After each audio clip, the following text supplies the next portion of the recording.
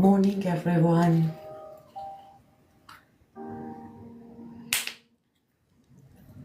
Morning, afternoon, evening, night, whatever daytime you're having.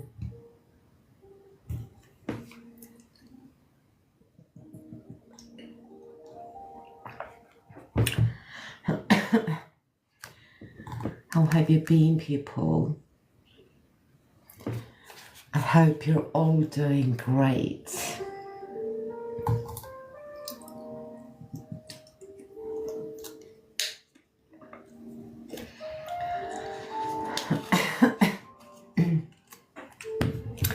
How's your week been so far? Oh, good morning, Muhammad.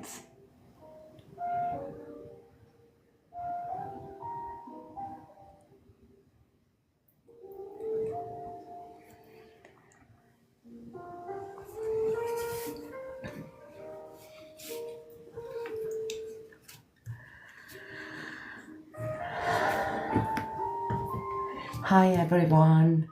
If you're just joining, hi there. Welcome to Takeaway English class. Here's your teacher, Mary. I hope you're all doing great and, of course, ready to level up your English today. Hi there, good morning. How have you been, people? How's your week been so far? Let's just give it a minute for more people to join us and then we can start our today's lesson, right?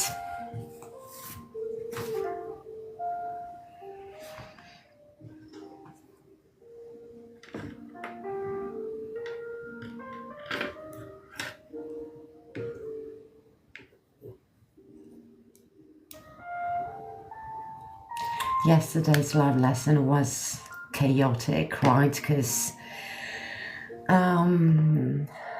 I accidentally changed a setting so nobody could comment during the live. Today everything is fixed, so feel free to comment whenever you want.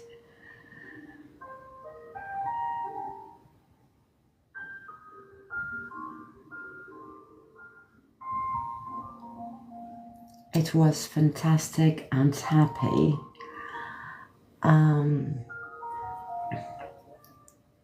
You mean yesterday's live?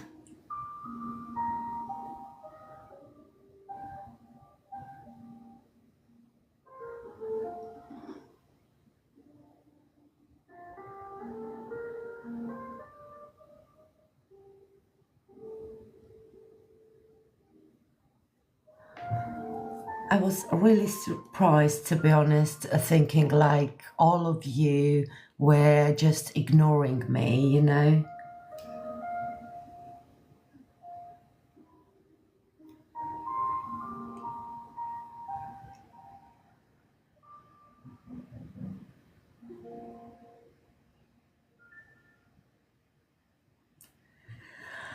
And because of that, I decided to start from the beginning and explain everything from the beginning when it comes to the part of speech.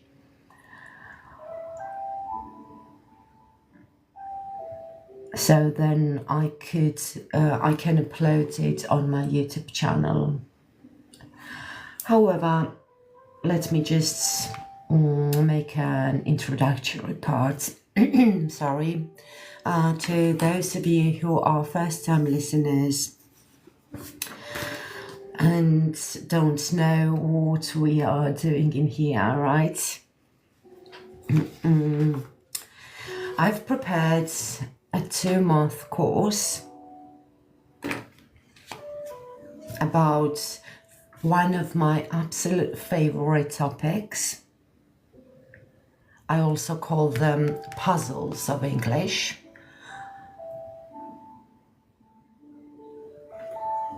Phrasal verbs. and to be precise, the grammar behind phrasal verbs, the logic behind phrasal verbs.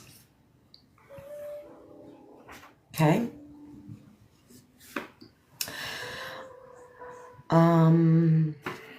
Now let me tell you why this topic became one of my favorites. At first, they feel totally confusing, like nothing fits, right? And you just can't puzzle them out. But once you do figure them out, something amazing happens. Your English starts sounding more natural, fluent, like real everyday English. I can't imagine English language without phrasal verbs. To me, fluent English needs them. Otherwise, it just doesn't sound natural, real. Guys, thank you for the shares. Thank you for the follows. Thank you for the likes. Really appreciate it. Let's get this live lesson to the 10K, okay? Thank you very much.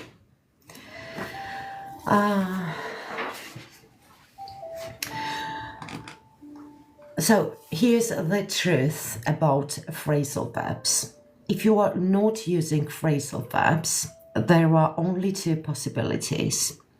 Either you are a politician in parliament and giving a speech to the prime minister, or you've just started learning English and your level is A0.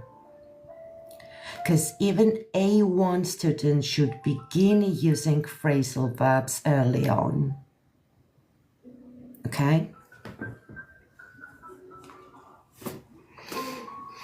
But I know that many English learners tend to avoid phrasal verbs. And it's often because they are not sure how to use phrasal verbs, when to use phrasal verbs, or they get confused with word order and grammar structures. So I've decided to launch a 2-month course right here on TikTok Live, where we'll go deep into the grammar behind phrasal verbs, the logic behind phrasal verbs. We'll cover the rules, structures, and practice them through exercises, example sentences, and real dialogues until they finally stick in our mind forever. Oh, hi there. Hello.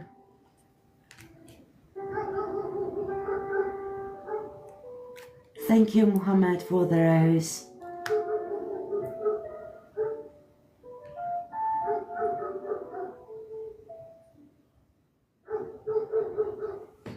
Okay.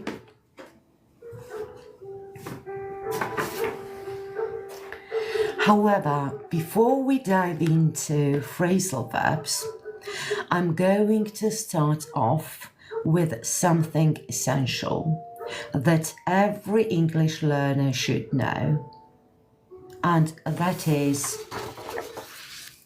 the parts of speech in English. Because I always tell my students, no matter what grammar topic you are learning, if you don't know, if you don't understand the parts of speech and how English sentences are built, it's almost impossible to make sense of sentence structure, word order, or grammar rules. Parts of speech are the foundation of the language, and that's exactly where your learning should begin. So today we're going to learn each part of speech, and then we'll practice them with some exercises to make sure you really understand the basics. And when we move on to phrasal verbs, you'll see exactly why knowing these parts of speech is so important, and how much easier it becomes to understand how phrasal verbs work in real sentences. Okay?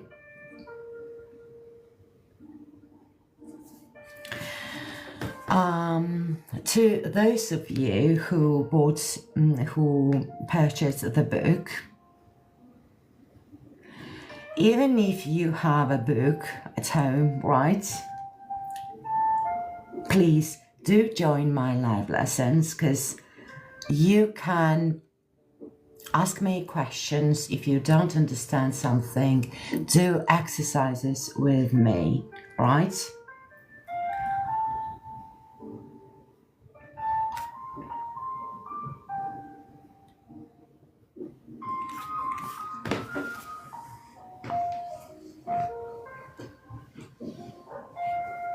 So I give you possibilities to practice, learn everything you can find in the book with me. Okay? So stay up with me till the end of this lab lesson, because then we're going to do the exercises at the end. So it's very important that you learn the rules during the lesson before we do the exercises. And of course, if you don't understand something, or if you are unsure about the parts of speech and how to use them, feel free to ask. I'd be happy to help and explain them one more time. My goal is to give you a full understanding of the topic. So I'm going to repeat them over and over again, okay? So,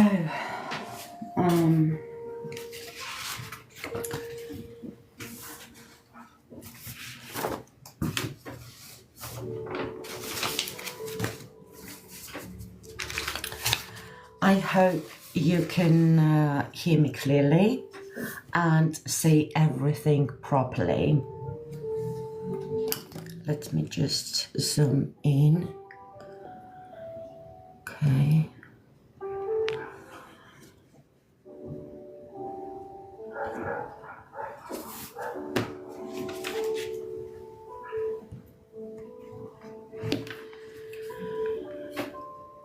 Parts of speech in English. Imagine the bricks that we use to build a house. Each brick plays an important role in the building process. Parts of speech are like the bricks of a language. To build a sentence and speak the language correctly, we need to use bricks, these parts of speech. They help us understand how words work together to create meaning and structure in sentences. Parts of speech are nouns, pronouns, verbs, adverbs, adjectives, conjunctions, prepositions, and interjections.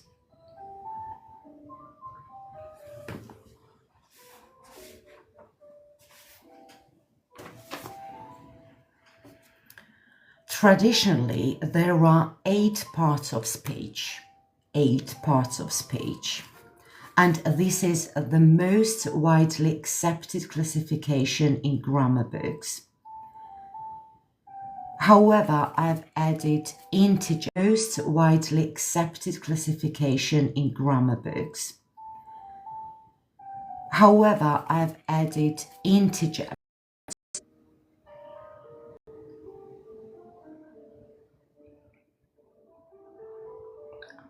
And there could be also determiners. But determiners are treated as adjectives. So you can confidently say there are 8 parts of speech. But if someone mentions 9, they are probably counting determiners or interjections. Okay? So again, traditionally there are 8 parts of speech. That is noun, pronoun, verb, adjective, adverb, preposition, and conjunction. However, I've added interjections as well. Okay? As you can see from the picture, English sentences are made with these parts of speech, just like a house is made with bricks. Each part plays a key role in building sentences and, in turn, helps us understand and use the English language correctly. Okay?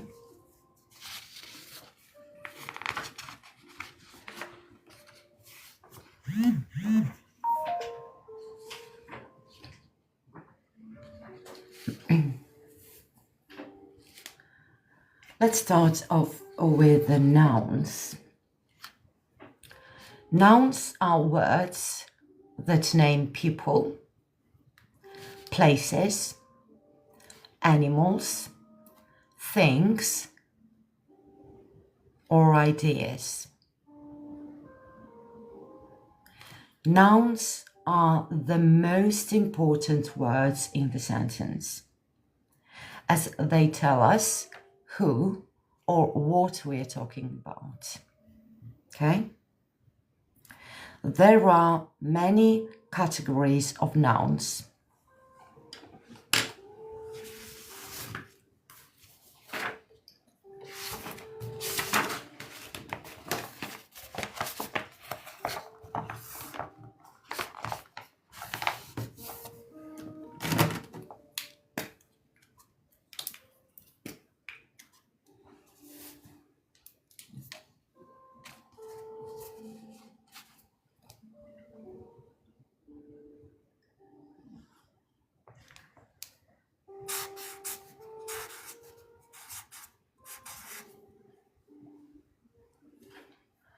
Guys, don't forget to tap the screen.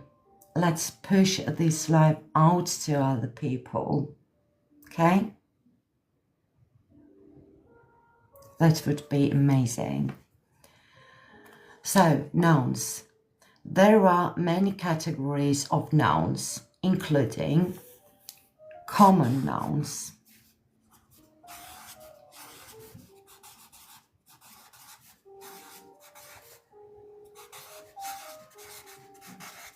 What are common nouns? Common nouns name basic things that can be seen, and touched, right? Touched. The book is a common noun that can be seen and touched. For example, book. Dog.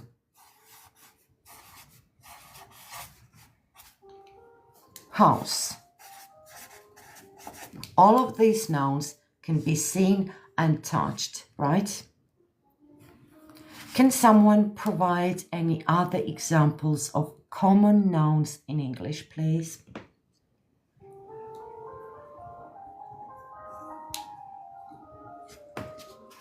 Anyone?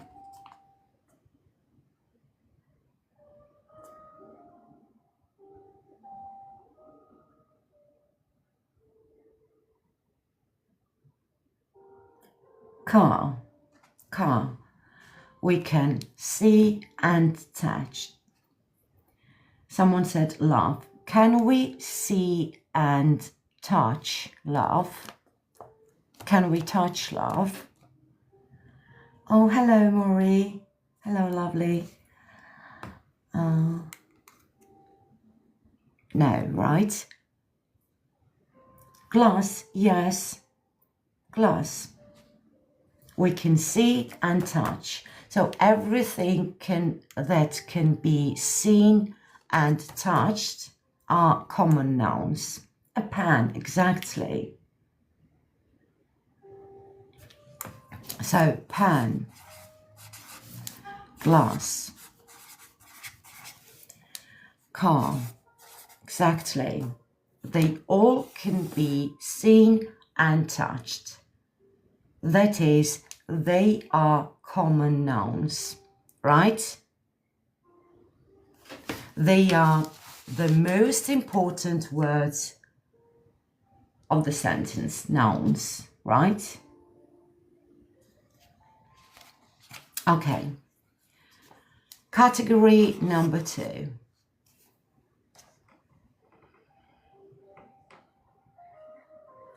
Proper nouns.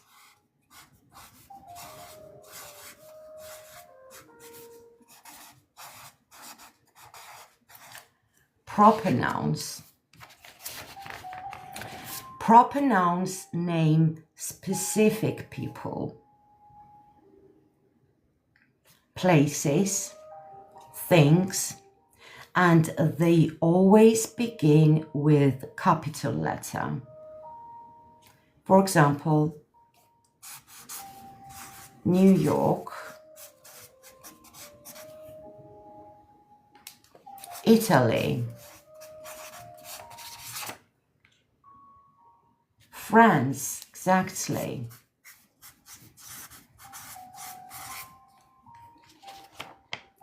What else? Tesla.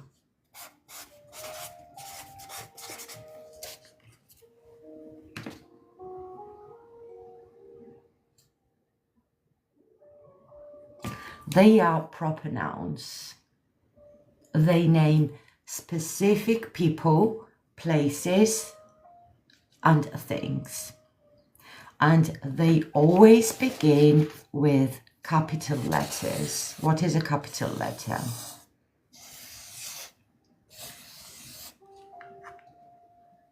Samsung, Paris, Anna, exactly. They are all proper nouns. Very well done. English, French. Exactly. Doha. They are all proper nouns. Exactly. Okay. Now let's move on to the third category of nouns. Collective nouns.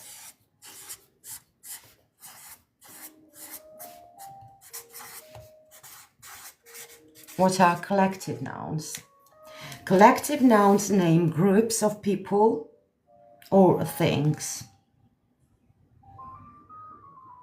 A group of friends, a band of musicians, a team of players, a family of relatives, etc. Okay?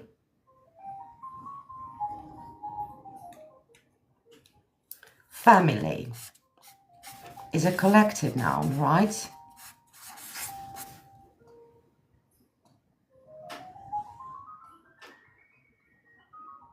A team is a collective noun.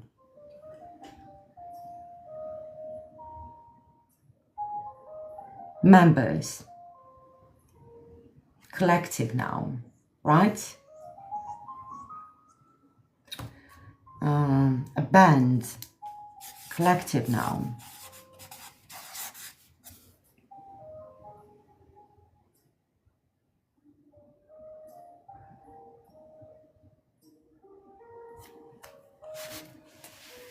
And finally, abstract nouns.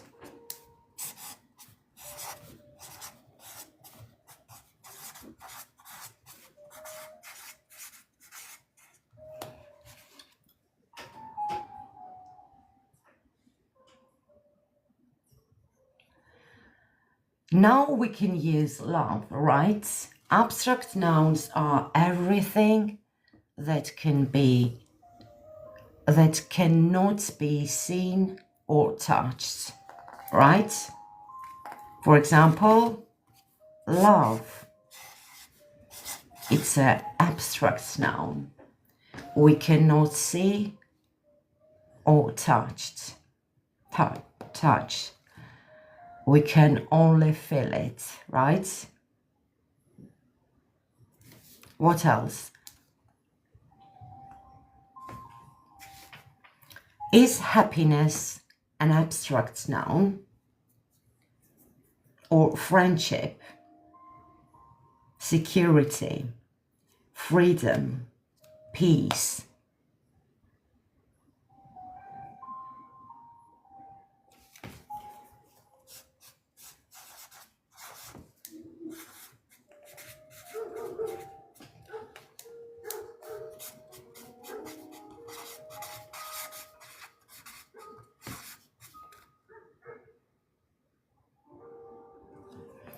Okay, sad is an adjective, right?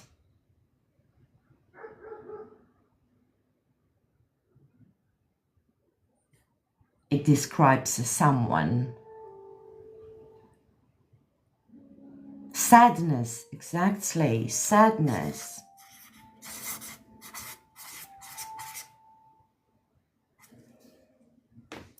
Love can be a verb as well, right?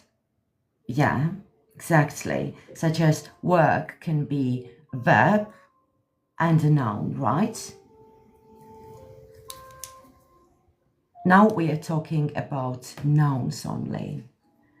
Kindness, sadness, exactly, very well done. They are all abstract nouns.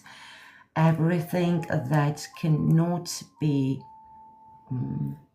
seen or touched. Kindness, yeah. Okay.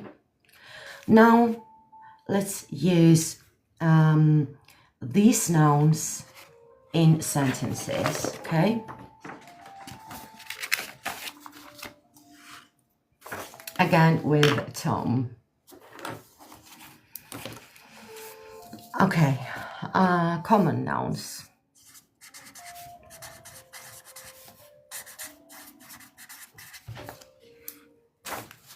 For example, Tom bought a house. Can you please find a common noun in the sentence? Common noun. Tom bought a house.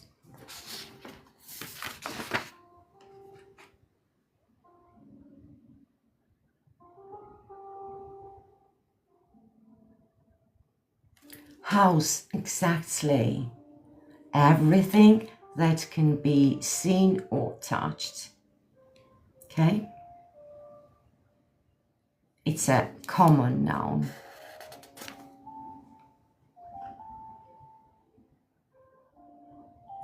Tom here is a proper noun. What are proper nouns? That name specific people. Right? Specific people, places, or things. And now, please, can you find specific noun?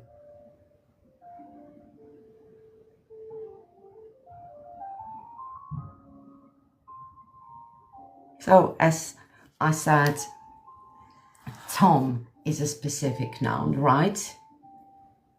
A proper noun. And we already know that proper nouns always start with the capital letters.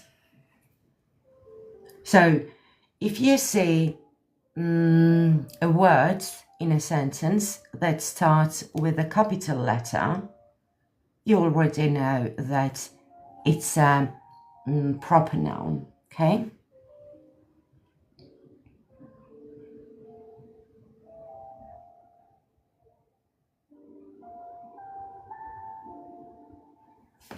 Okay, let's move on. Again with Tom. Tom bought a house and his family is happy.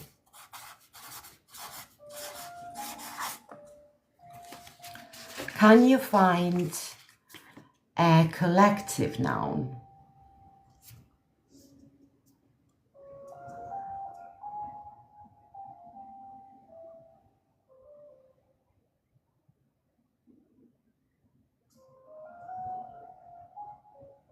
Family, exactly.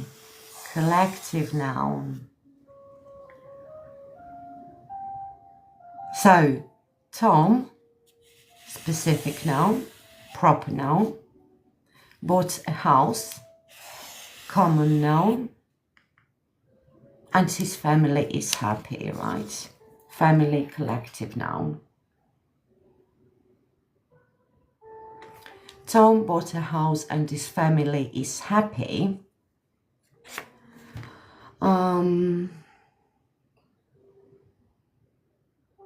Because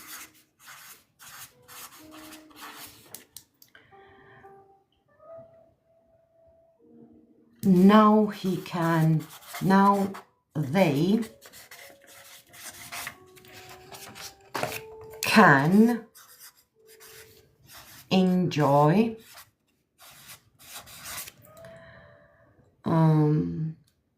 freedom.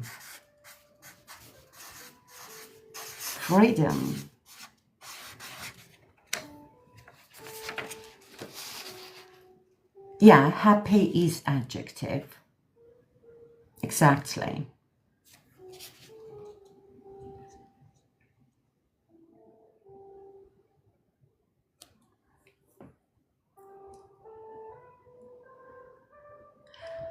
You're very welcome.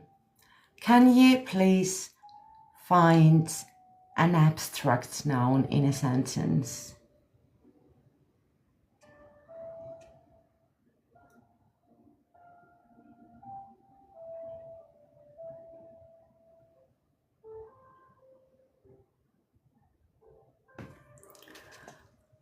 Freedom, very well done. An abstract noun, right? You're a beginner. Well, wouldn't say so because you can speak.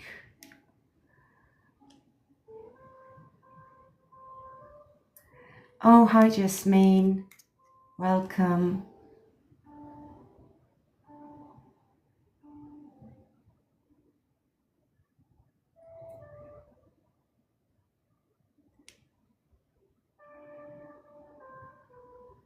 However, no worries.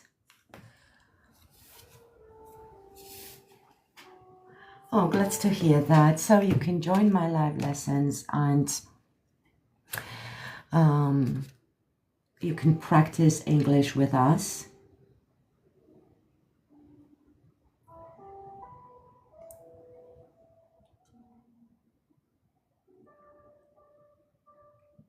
And during today's class, we are going to learn not only nouns and adjectives, pronouns, verbs, and what else?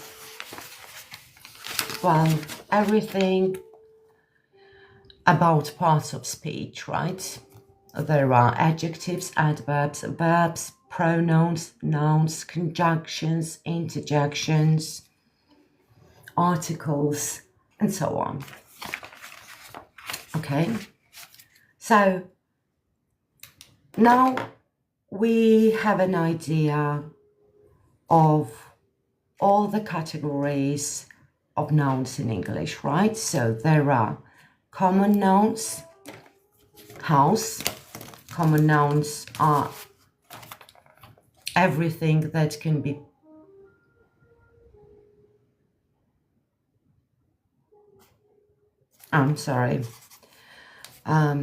so everything that can be seen, or touched, right?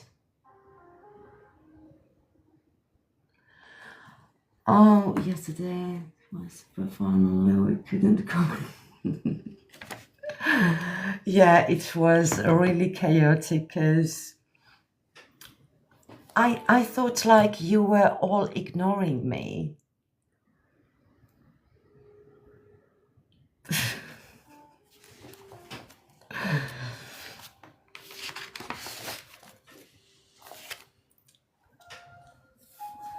And then I was asking you that if someone could help me with the settings, but you weren't able to comment, right?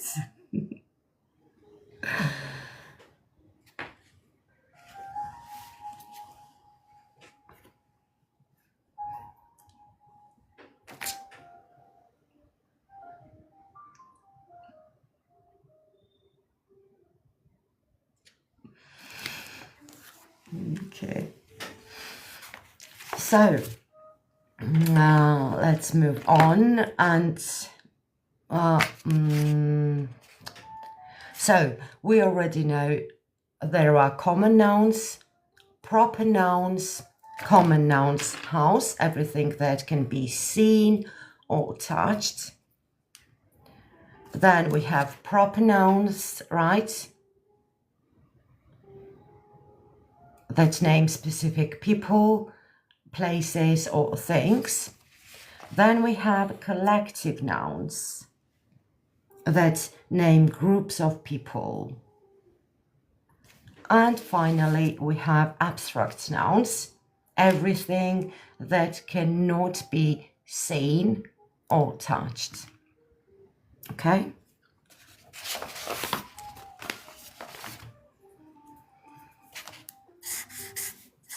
Nouns again.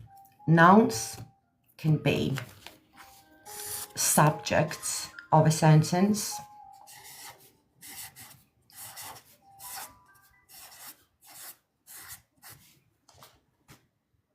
and objects.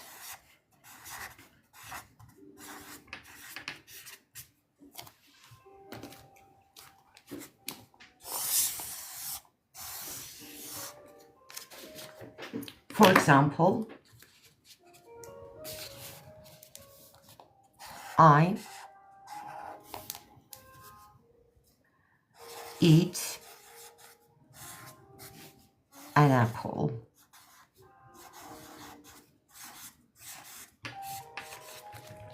An apple. I eat an apple.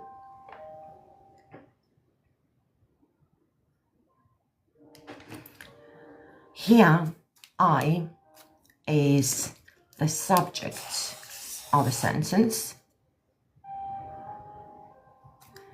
because the sentence is mainly about I, someone. It can be boy, or it can be she, it can be they, it can be we, it can be Anne, it can be Tom, it can be car, it can be someone or something. The sentence is mainly about. Okay? Subject. The sentence is mainly about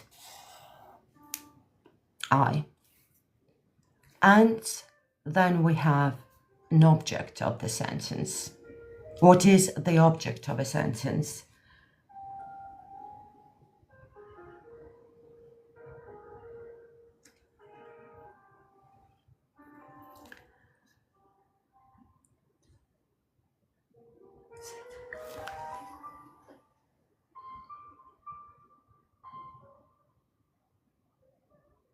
Yeah, I answers the question who or what, right? And an apple. Yeah, but now we are only talking about nouns, right? Nouns. And then we move on to the verbs. And then we have the object of the sentence, an apple, the receiver of the action. So it receives the action.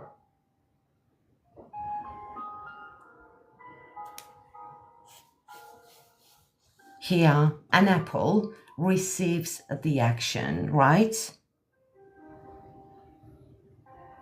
Yeah, is it Leah? Apple is a noun as well, right? Such as I is a noun. However, now we are talking about nouns that can be subjects and an object, how they function in a sentence, right?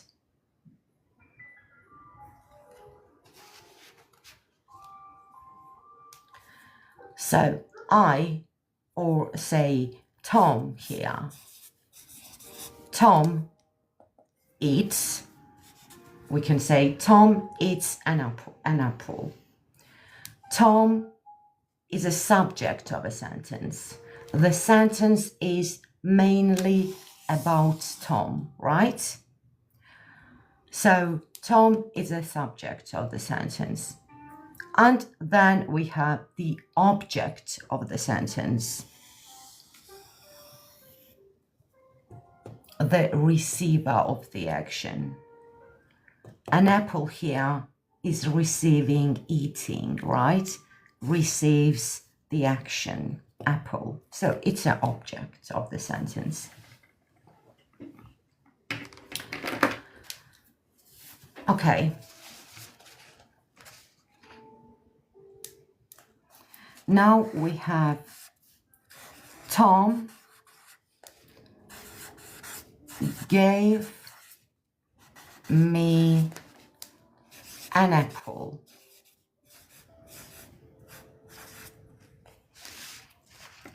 Now we have two objects and a subject. Subject, Tom. The sentence is mainly about, right? About Tom.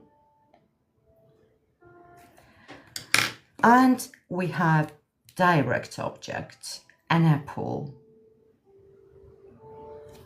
Here, me is indirect object, okay?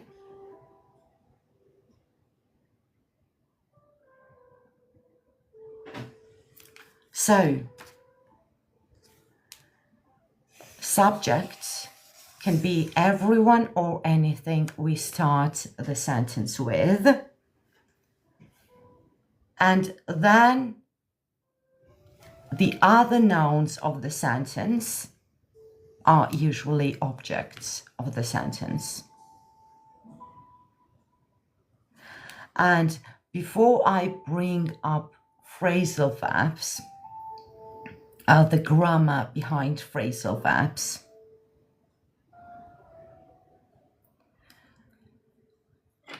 objects and verbs, objects and prepositions are very important words to understand how phrasal verbs work, okay?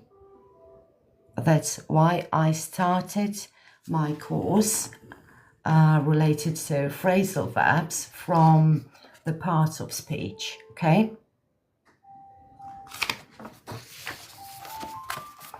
Okay, let's move to the verbs.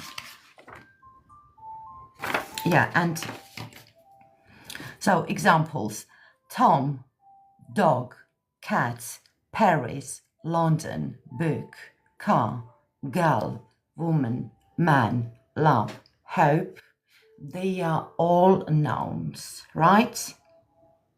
However, you can see here different categories of nouns, okay? Tom bought an expensive house. Now here we have two nouns. The first one is the object of the sentence, and then we have the subject of the sentence, and then we have the object of the sentence. Okay? To find a noun in a sentence, ask who or what to see who or what the sentence is talking about, is mainly about, right? Exactly, right? Tom is the subject of a sentence, of the sentence, okay?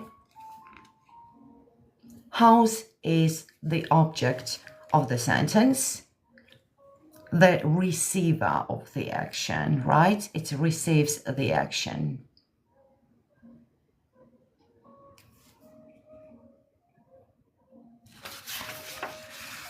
Let's move on to the verbs.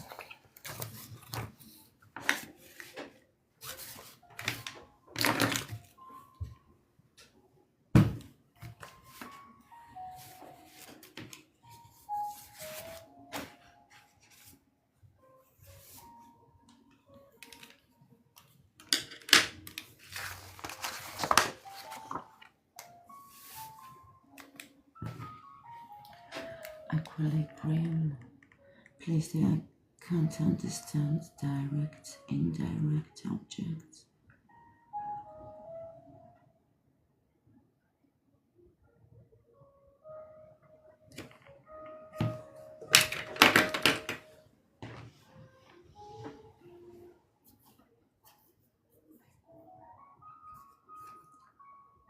So think of them like this.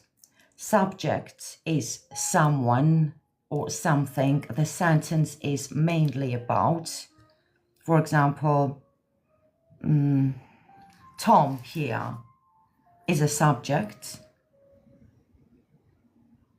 and house is the object, right?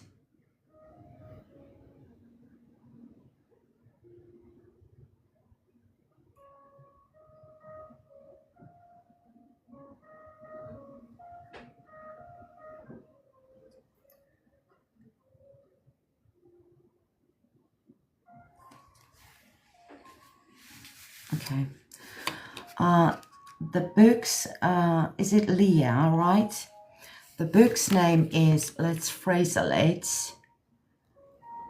You mean this one or this?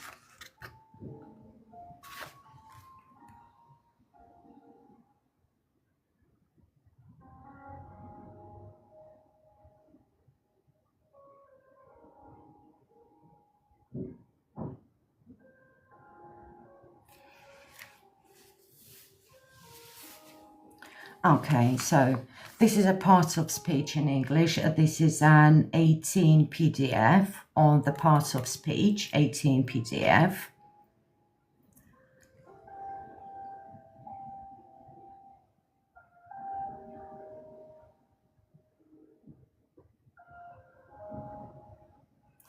In my bio.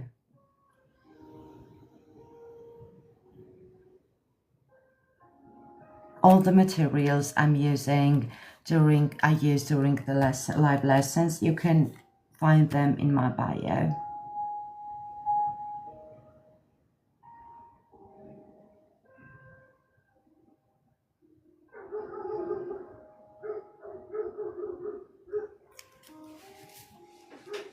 However, if you find buy this book,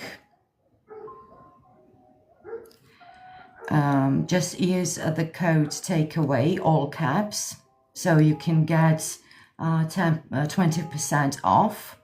And then if you send me the screenshot of your purchase, you will get these 18 PDF for free.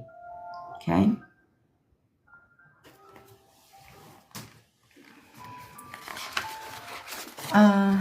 Okay, so verbs in English.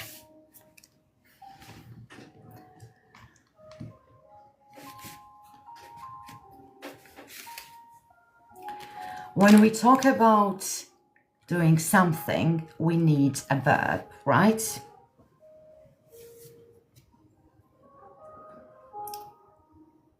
Verbs are words that describe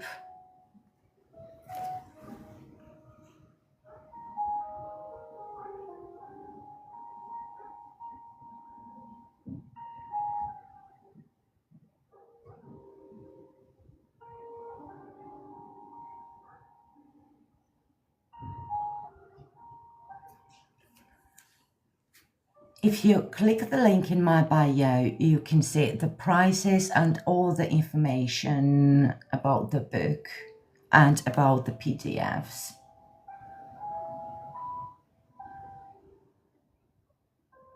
Okay.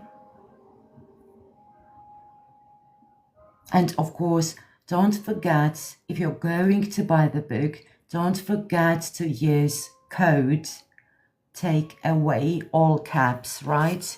Code take away all caps.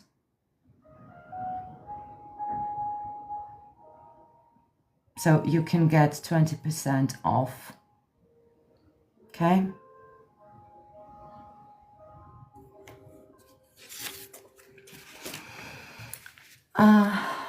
Okay.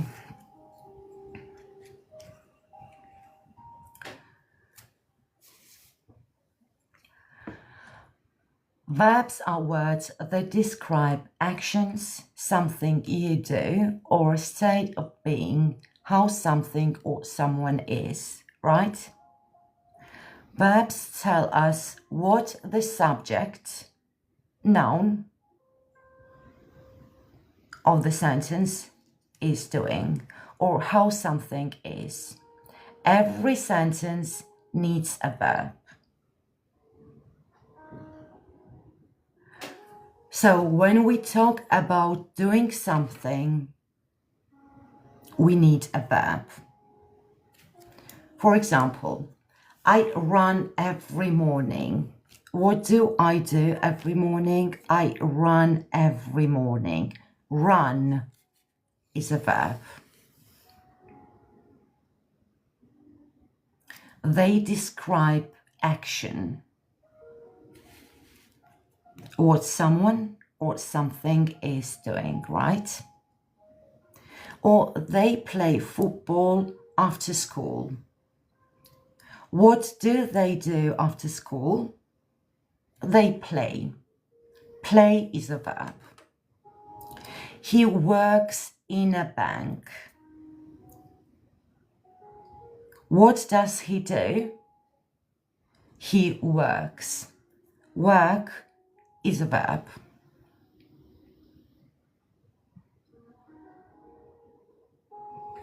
In each sentence, verbs tell us the action. Every sentence, almost every sentence in English needs a verb. It's the heart of the sentence. They are the heart of the sentence. Play. Exactly. Play, dance, call, take, have. Exactly. Is, are. Cook, build, write. Exactly, verbs are actions. They describe actions or state, right? What someone or something is doing.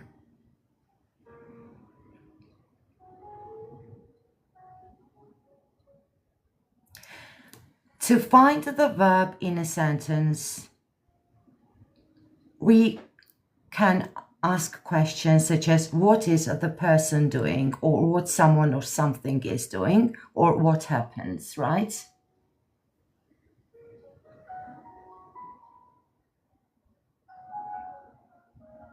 And they are one of the most important parts of the sentence.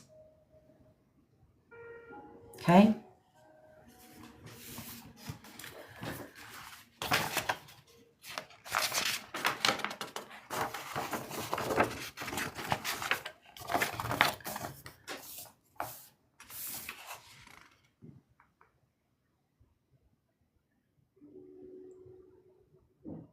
What questions?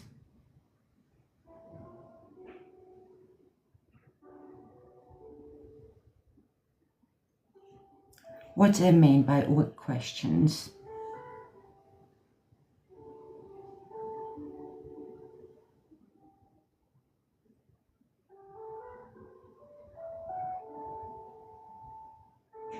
Not who.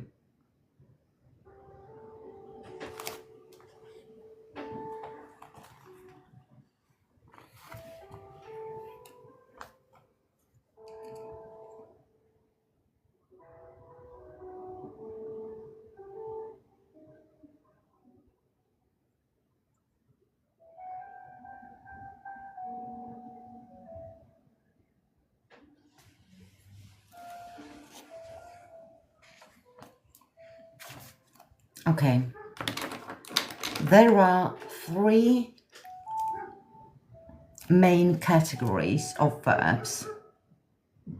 No, not who bought that car. It answers when we want to find a noun, we can ask who, right? Or what? Who bought that car? The answer will be Tom or someone or something. Then we can find a noun of the sentence.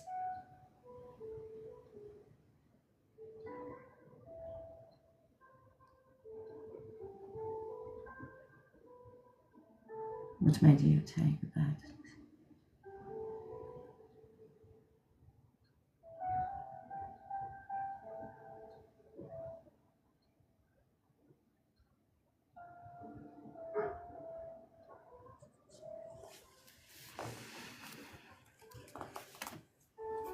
Okay.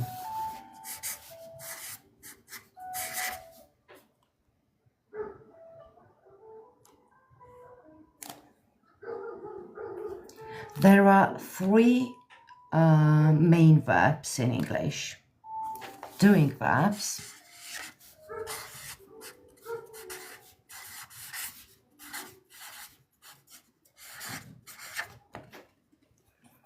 doing verbs indicate actions, right? For example, run is a doing verb. Work is a doing verb.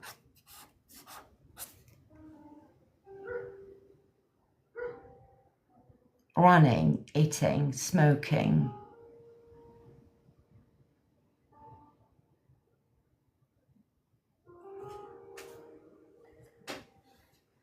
Any other examples?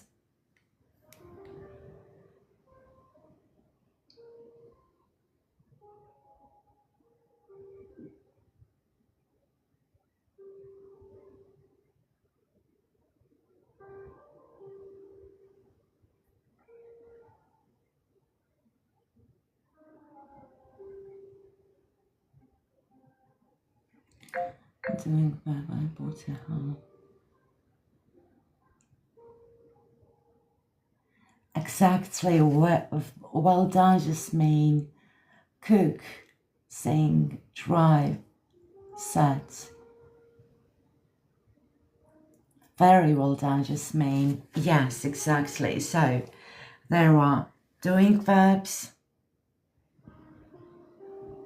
but you couldn't comment, right? Run, work, sleep, dance, write. So they are all doing verbs. Okay?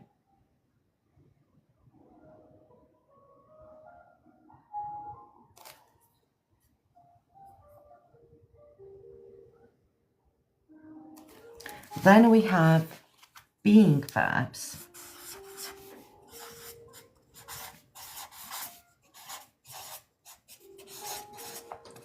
What are being verbs?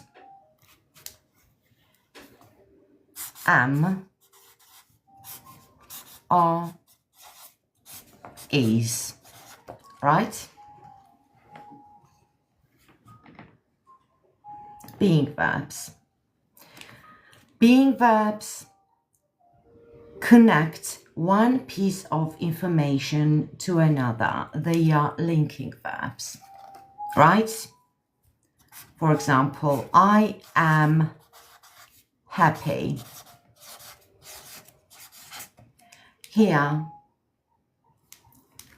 being verb am connects I to the happy, right? They are linking verbs. Without them, the sentence doesn't make sense.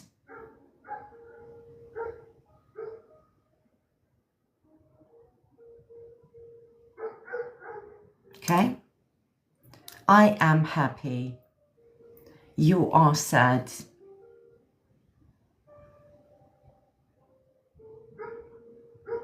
Okay? Am, are, is are being verbs.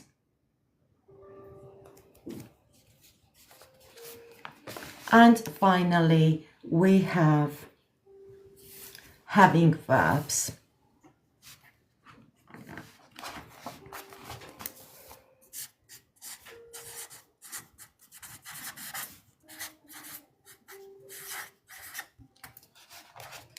That is, have or has, right?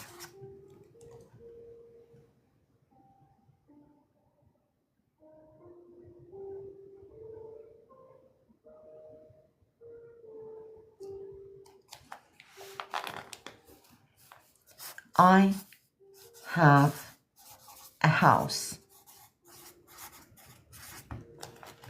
Having verbs are also linking verbs. They connect one piece of information to another.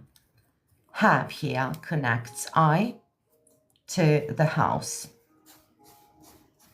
to make sense of a sentence. Okay? I have a house. So again, we have three main types of verbs. Doing verbs such as run, work, teach, write, eat, drink, and so on. We have being verbs such as am, are, is, also linking verbs, right? They connect one piece of information to another. And then we have having verbs.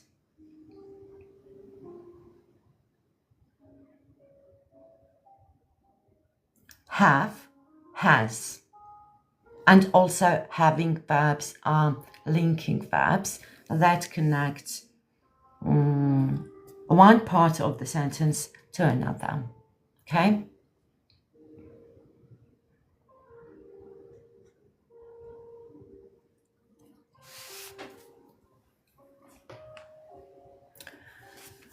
Doing verbs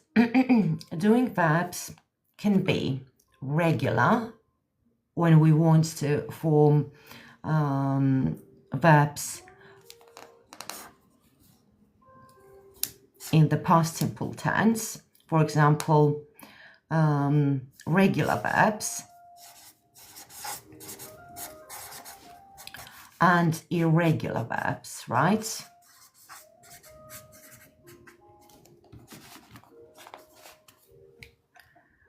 Now we're talking about doing verbs, okay?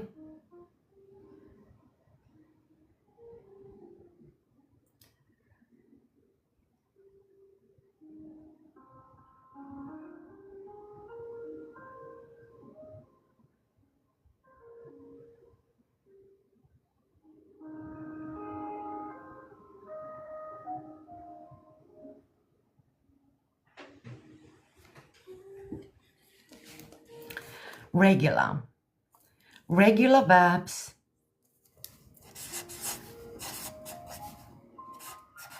when we form the past simple tense, we add ed, right? Work, worked. Play, played, right? With irregular verbs, for example, eat becomes ate, not eated, ate. Okay? Not eated, ate. Think, thought. Okay?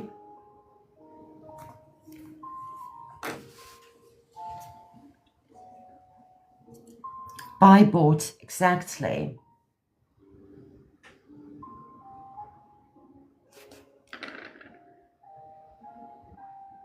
Love, laughed. Very well done.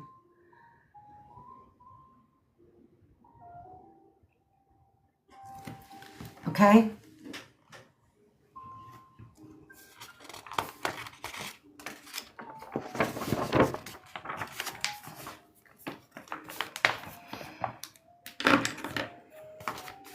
Again, verbs tell us what the subject, the noun of the sentence is doing, or how someone or something is. Every sentence needs a verb. Example, Tom works every day. Works is a verb. It's a regular verb, right? Tom worked yesterday, we can say. Tom is very happy. Is a being verb, right? In the past, we can say Tom was very happy. Tom bought an expensive house. Bought, again, we have a doing verb here. Verbs can be in different tenses like past, present, or future. Work, working, worked, or eat, eating, ate, eaten.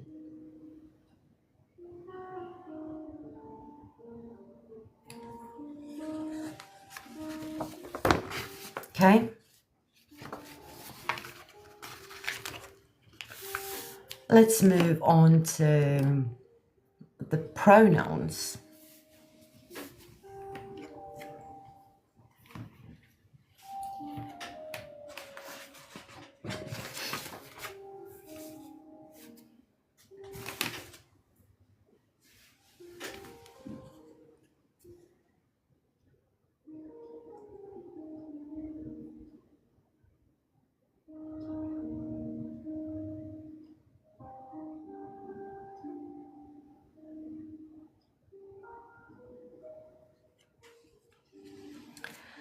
Pronouns. A pronoun is a word that takes the place of a noun. Pronouns help us avoid repeating the same noun. For example, instead of saying Tom 2 times in a sentence, Tom went to Tom's house, we can say he went to his house. So, pronouns help us avoid repetition in a sentence. What does it mean? For example, Tom bought an expensive house and Tom went to Tom's house. It doesn't sound natural, right? Pronouns are very useful words. They help us sound more natural and, of course, avoid saying Tom or Anne or someone or something like 5 or 2 or 3 times in a sentence. Okay?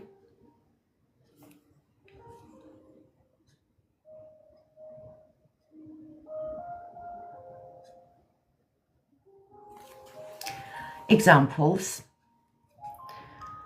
I, my, you, your, she, her, he, is, it, its, they, their, we, our. They are pronouns.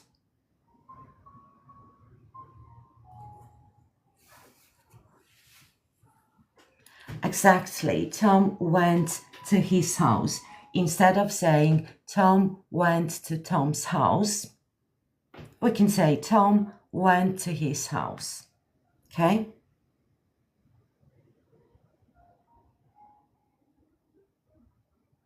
Or instead of saying Tom bought an expensive house and Tom went to Tom's house, we can say Tom bought an expensive house and he went to his house. Okay?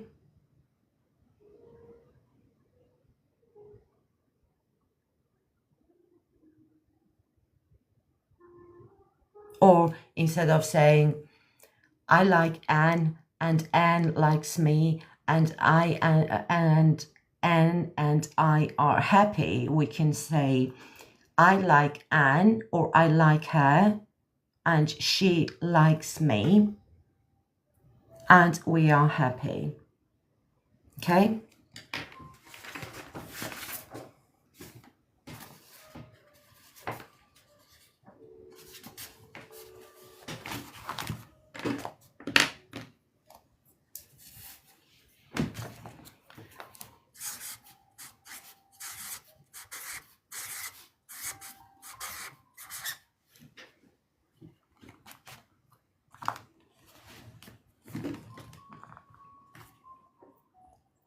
There are three main types of pronouns.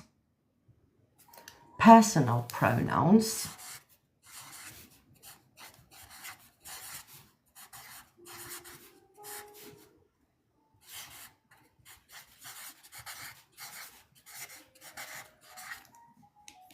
there are personal pronouns. They replace names of people, places, things, and ideas. For example, she is a personal pronoun. He is a personal pronoun. It, you, we.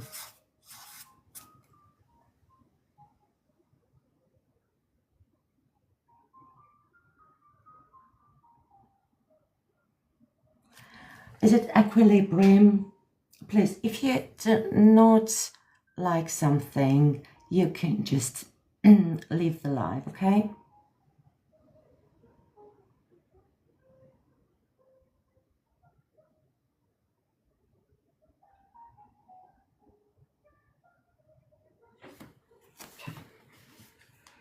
So personal pronouns are she, he, I, you, we, they, exactly, they, okay?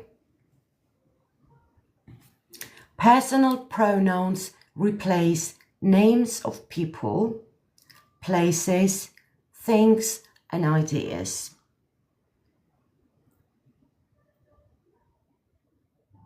For example, Tom bought a house again.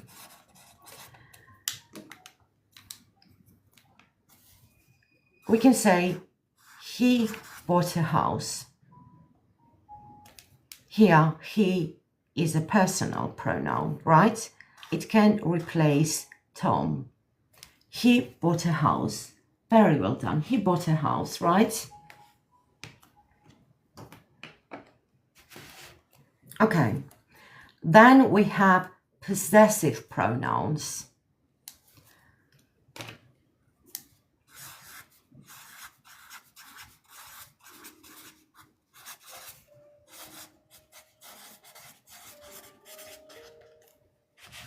possessive pronouns, right?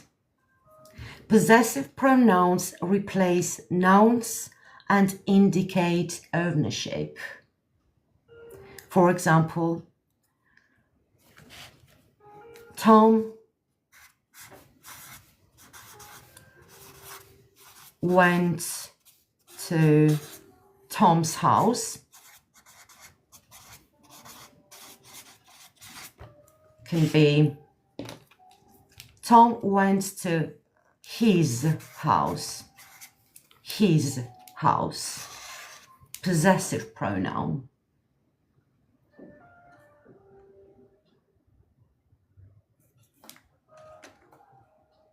Tom went to his house.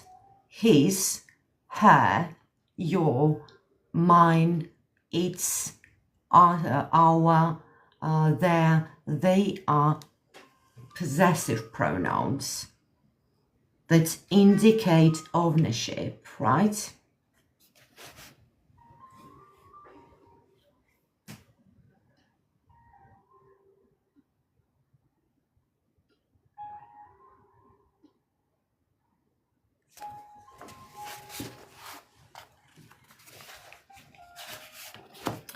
And finally, we have reflexive pronouns.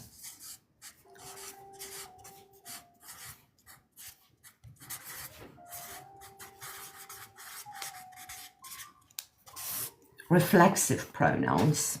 Reflexive pronouns replace nouns when the subject and object in a sentence are the same. Okay? For example,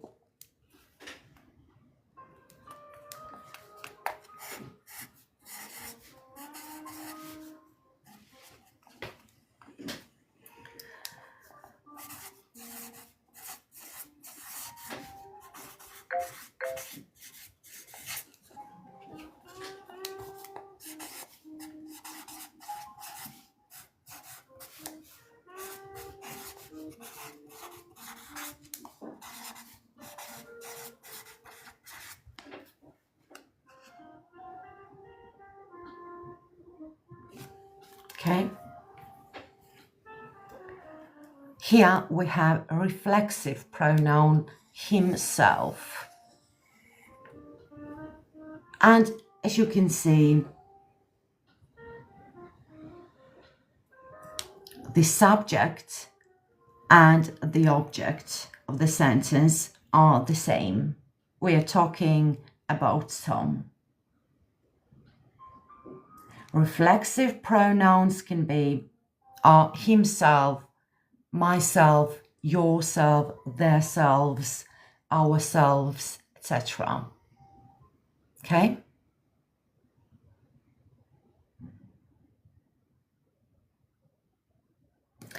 Pronouns are very important part of speech when it comes to the phrasal verbs.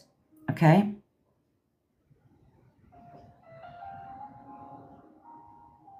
So again, pronouns are words.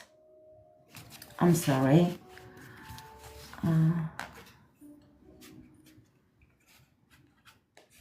Can you see it now?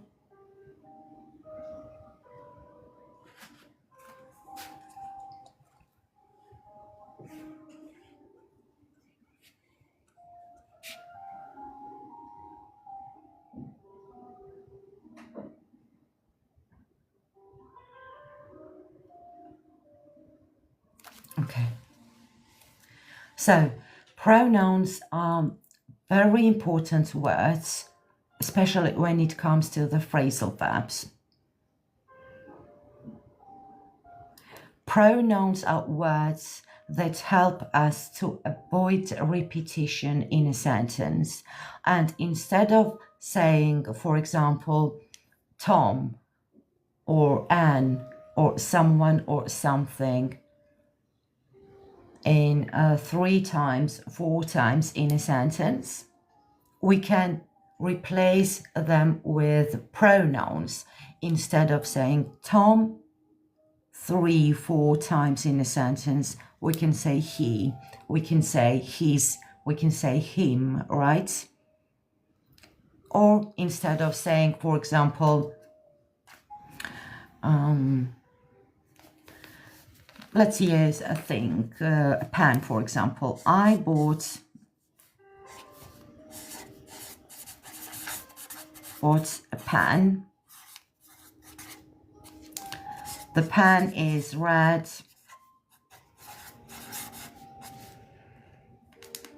We can say, I bought a pen. Sorry, the pen. I bought a pen. The pen is red. Oh, thank you very much. Yeah, guys, it'd be amazing if you just keep tapping the screen.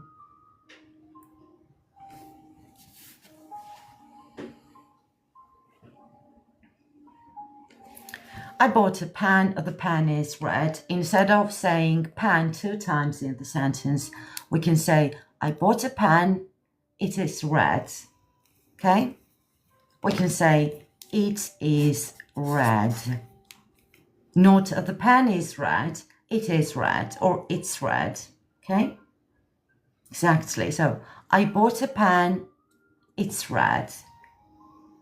To avoid repetition. Okay?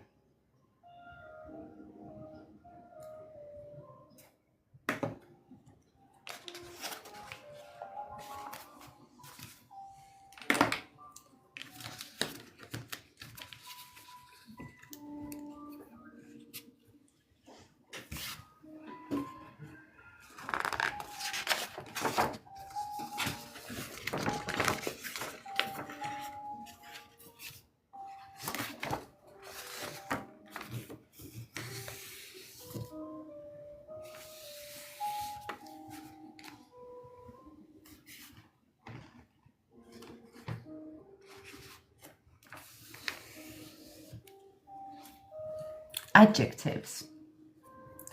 An adjective is a word that describes or gives more information. Yeah, I bought a car and it's red, right?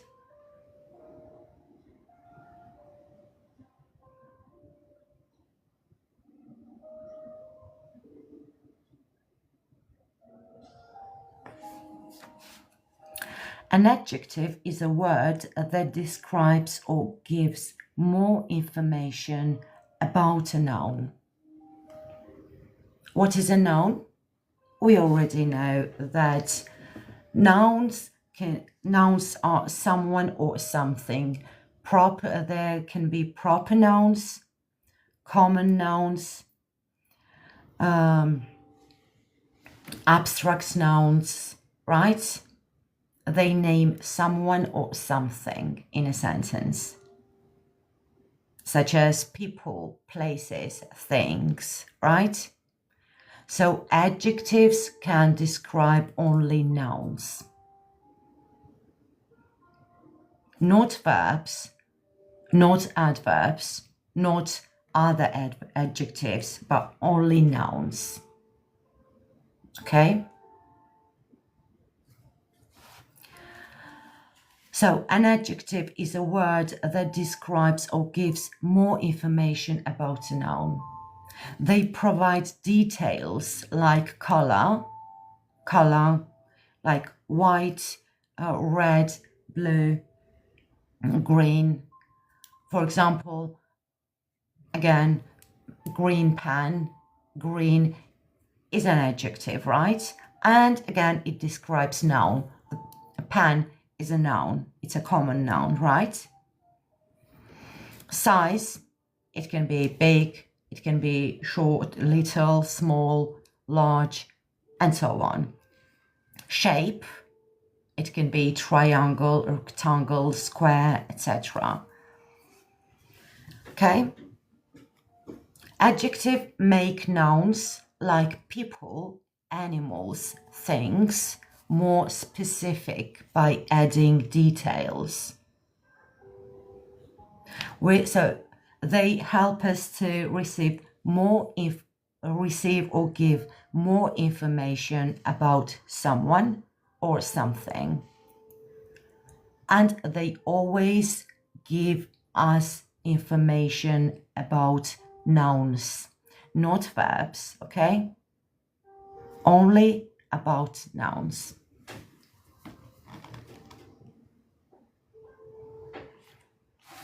For example,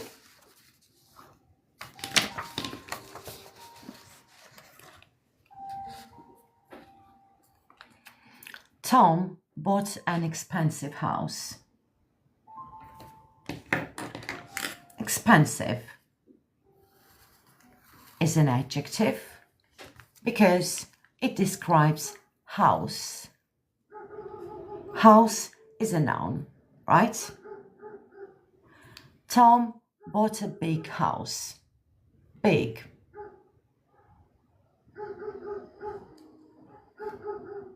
Yeah, the pencil is green. Or we can say a green pencil or the green pencil. Green is an adjective that describes the pencil, right?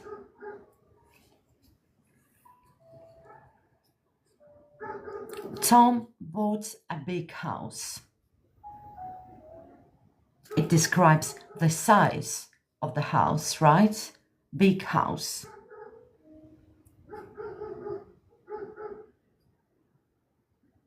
So, if you see the word that, how to find an adjective in the sentence, make sure that the word describes noun, okay?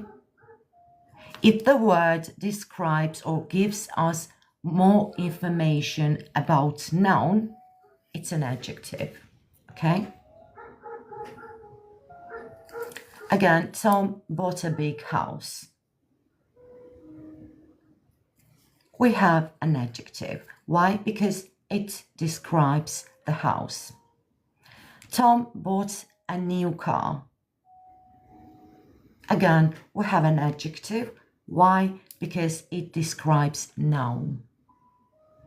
What are nouns? Nouns can be people, places, animals, things, right? New describes car here. Car is a noun. Therefore, new is an adjective. Easy, right? Tom is wearing blue trousers. Again, blue, exactly, is an adjective. Why? Because it describes noun trousers.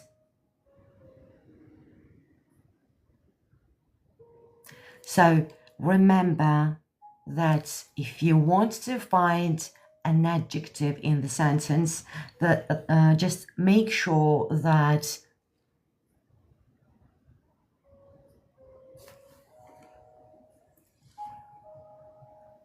because it is Christ.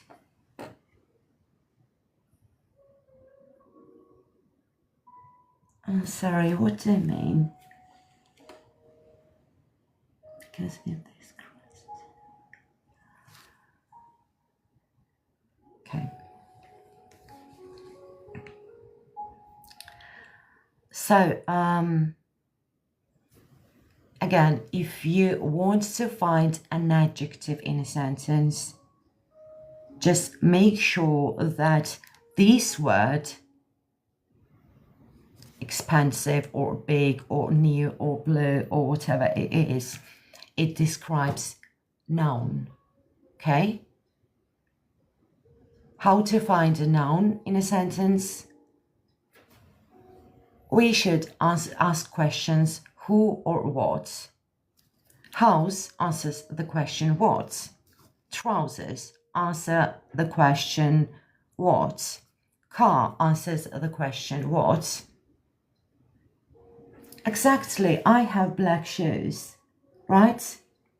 Black shoes. Black is an adjective. Why? Because it describes shoes. Shoes are noun.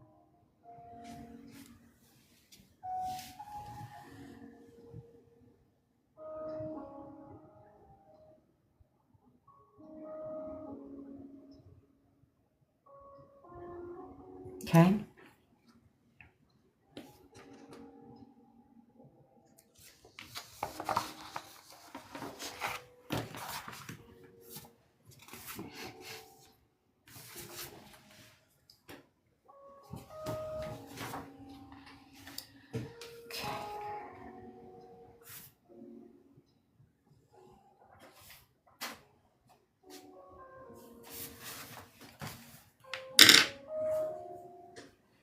Exactly. My sister lives. We should add s at the end of the word live. Why? Because it's the third person subject, right? My sister is she, right? She lives in a big house.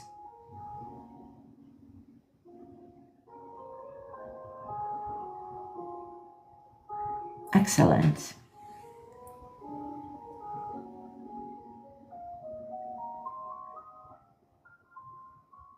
I want to buy a long dress, right? No, like live is a base form of the verb, right? Live. But when we are talking about she, he, or it, we add the letter s, right? And it becomes is, lives, without an apostrophe, right? Just lives or works. Okay?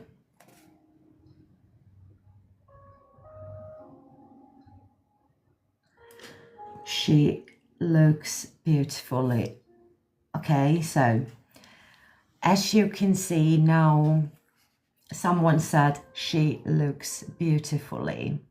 Here, beautiful, let's say beautiful. Does beautiful describe a noun or maybe verb?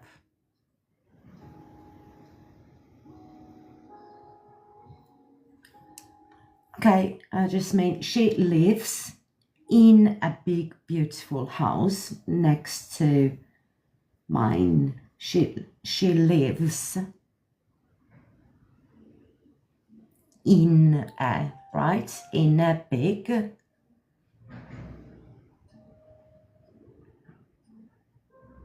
next to the mine.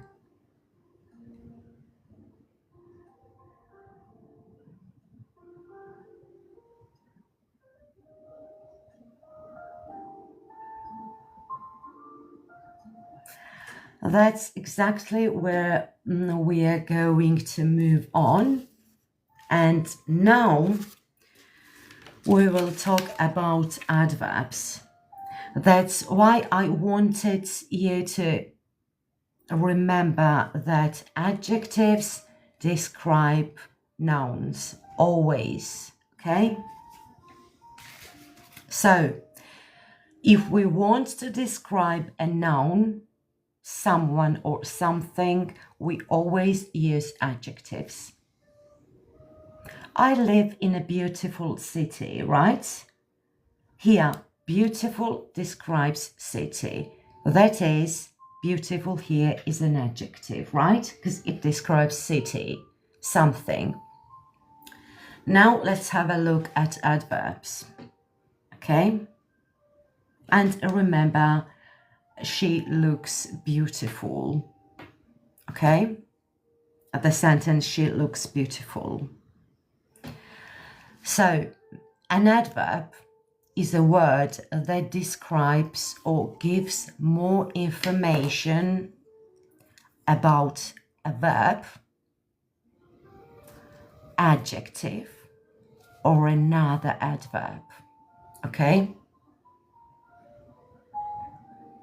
So if a word describes a verb, it's an adverb, not an adjective, because we already know that adjectives describe only nouns. someone or something. A red car, red here is an adjective. A beautiful dress, beautiful is an adjective because they all describe nouns, okay? However, adverbs describe verbs. What is a verb? An action verb. Look, see, play, work. In the sentence, she looks beautiful. Here, beautiful describes looks. Look is a verb, right? An action verb. So we cannot use adjectives with to describe a verb like look. So she looks, and we need here an adverb.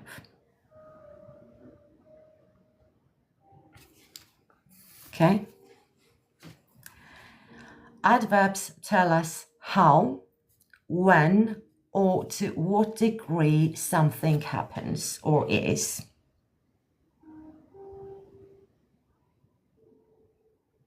Exactly, Jasmine. Very well done. So,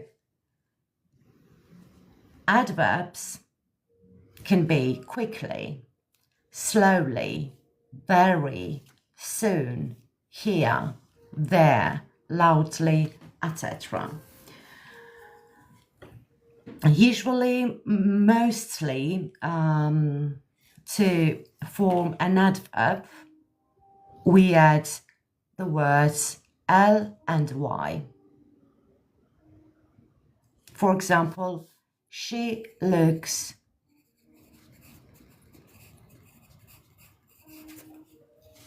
beautifully. Okay? Not she looks beautiful, because without,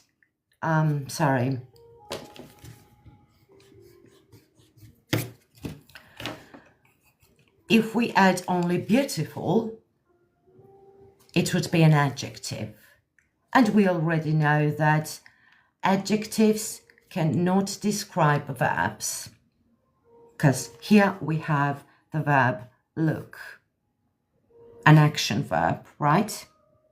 That describes action of someone or something. What someone is doing, she's looking. It's an action verb. Exactly. Adjectives describe nouns, whereas adverbs describe verbs such as look, work, go, stay, and so on. It can also describe adjectives. For example, happy is an adjective. Very is an adverb.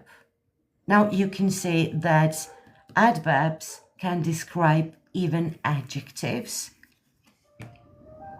and another adverbs. Okay? So, she looks not beautiful, but beautifully. Okay?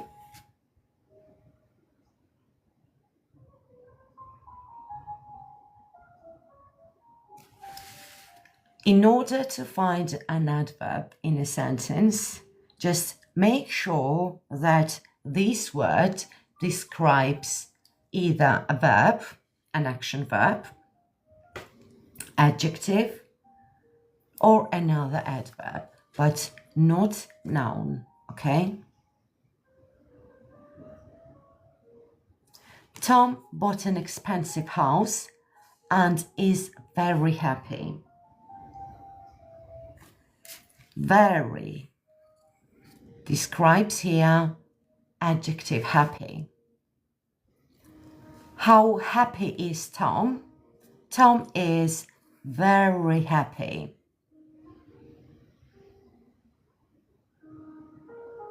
Exactly, I'm very happy to be with you.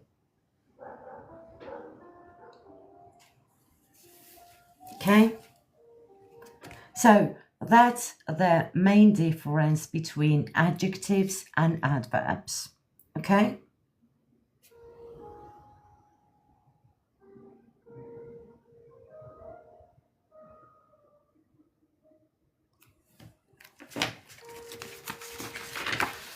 Before we move on to the article,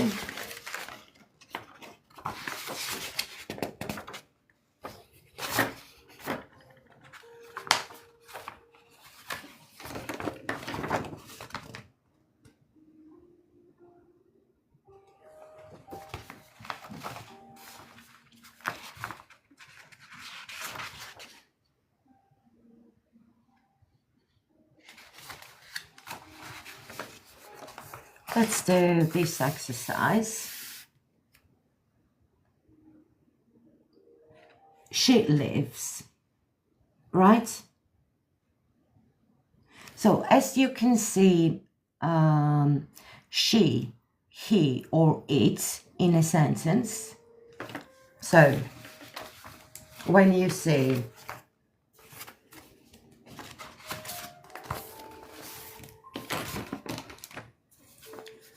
she, he, or it,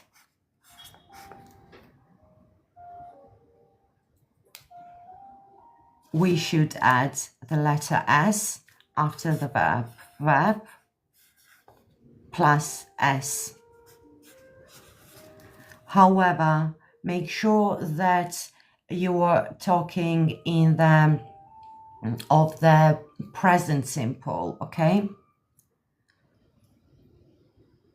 For example, she lives in Newcastle. It's the present simple, right? So we add S. Or if we ask questions, does she live? The same goes with he and it. Does she live? Does he live? Does it live? And then yes, she lives. Yes, he lives. Yes, it lives. Or yes, he works. She works, and so on. Okay.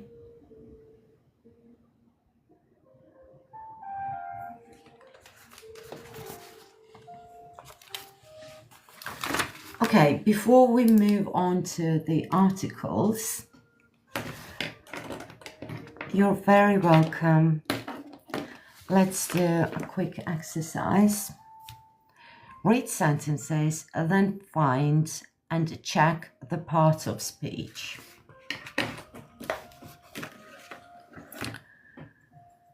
Tom bought an expensive house. Here, bought is a verb, right? I walk quickly. Excellent. Here, quickly describes walk, right?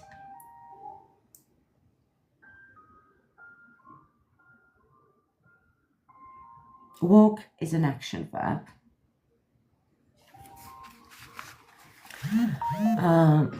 This is not a book. It's an 18 PDF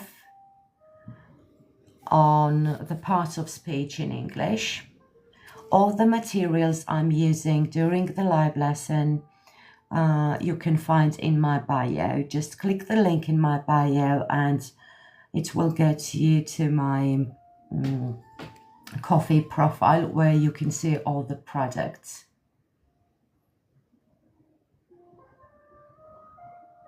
Okay.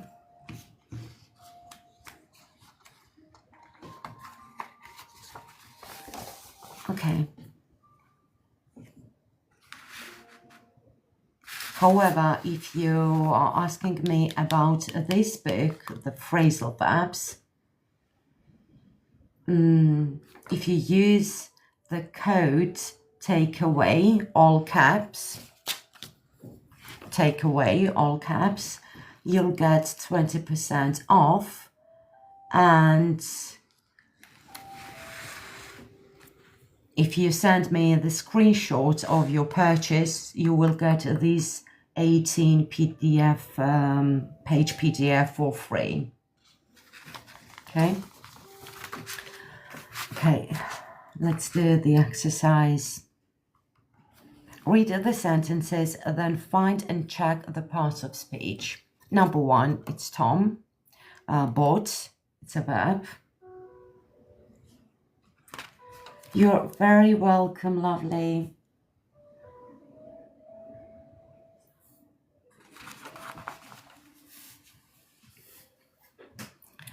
Okay. He bought an expensive house. Which part of speech is he? Pronoun, excellent.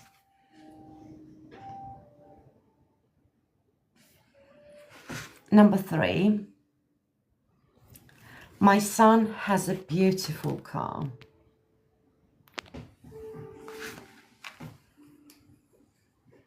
My son has a beautiful car.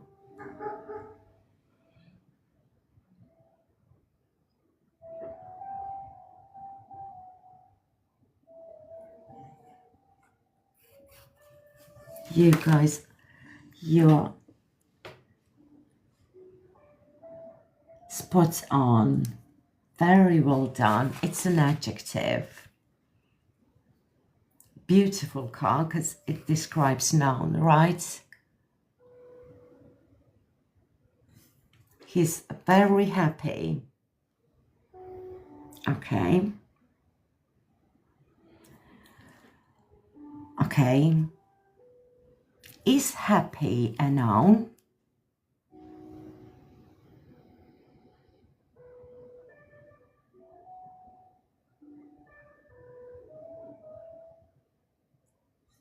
Because as we already know,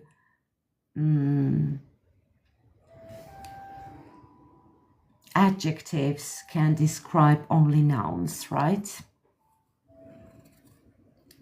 Happy is an adjective, right? Therefore, here, very is an adverb. Very well done. Great, it's an adverb. So, very is an adverb. Happy is an adjective. The dog sleeps under the,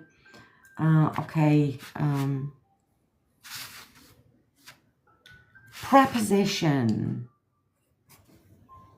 Preposition. And number 6, my brother runs quickly.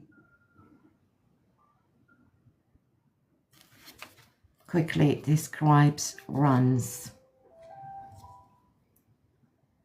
Adverb, excellent.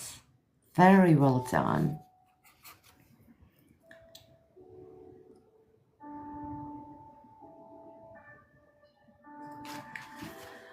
Okay, so what time is it?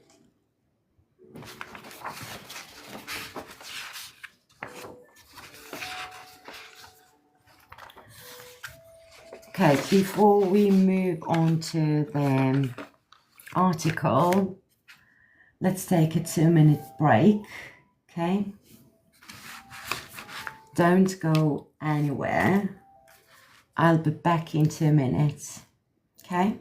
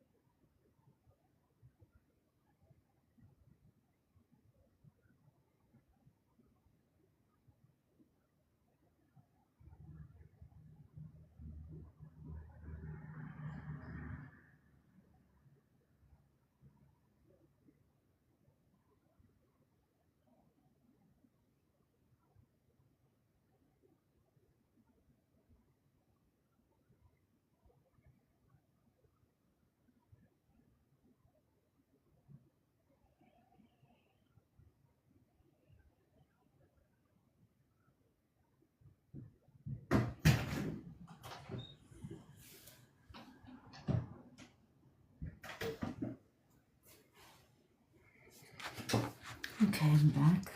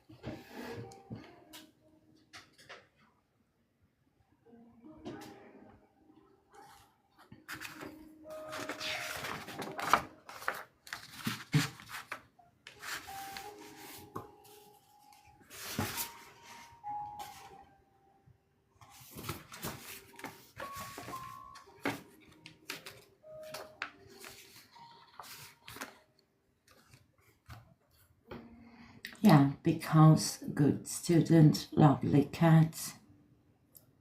Onto the verb, describes who runs quickly. Excellent. Yeah. Okay. So, articles.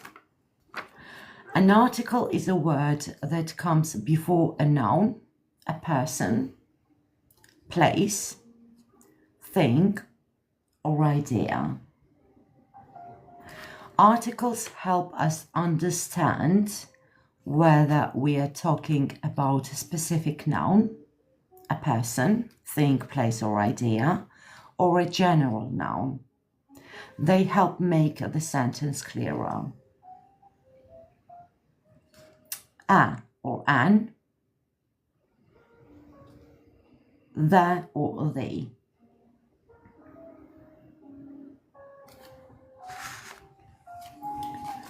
Tom bought an expensive house. When we mention someone or something for the first time, we use a or an, right? A or an. When we continue talking about the same noun or thing, then we use the or the.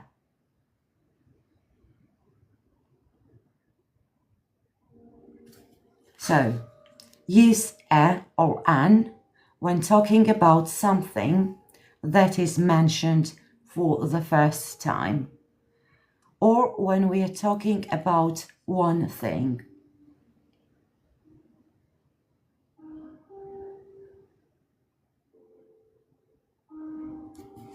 Use the or the when talking about something specific that both the speaker and the listener know. So, for example, here Tom bought an expensive house. I mentioned house for the first time, right? So I've used an.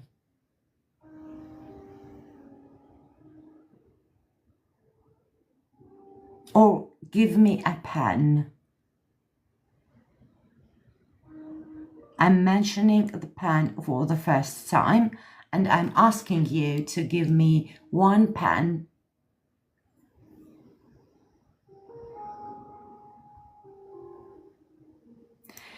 If you then ask me which one, I can say the black one. Then I'm talking about the specific pen, the black one.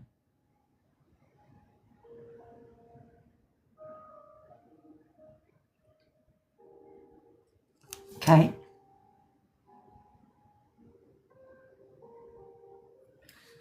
So use the or the when talking about something specific that both the speaker and the listener know. Another example. Yesterday I saw a man. A man.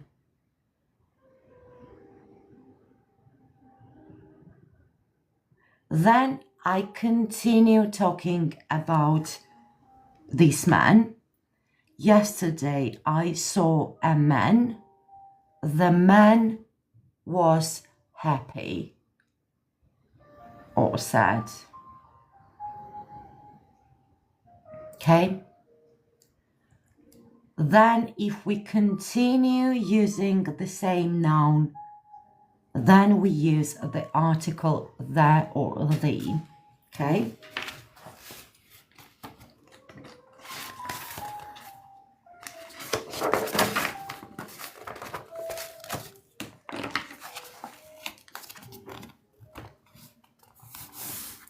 Okay.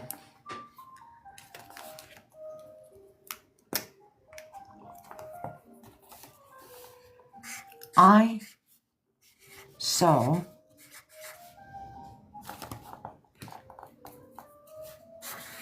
a man yesterday.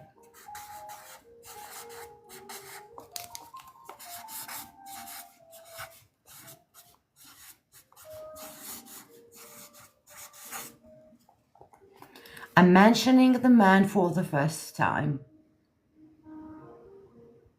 Okay? A man. Now, I continue talking about this specific man. The man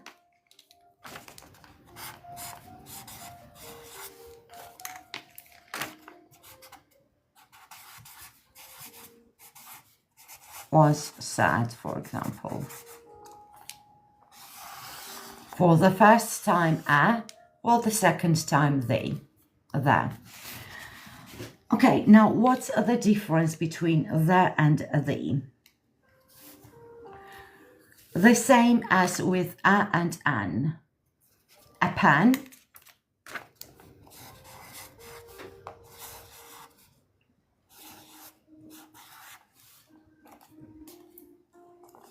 an apple.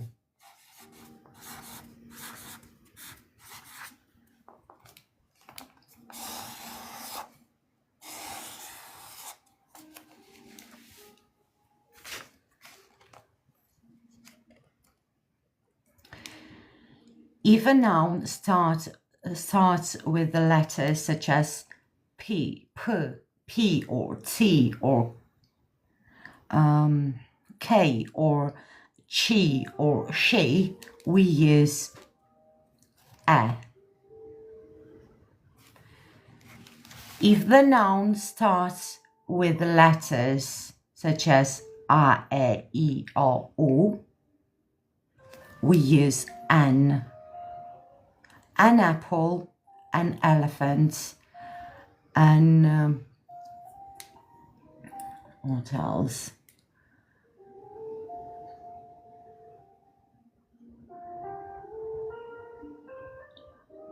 An airplane, an envelope. Excellent. Very well done. An idea. Very well done.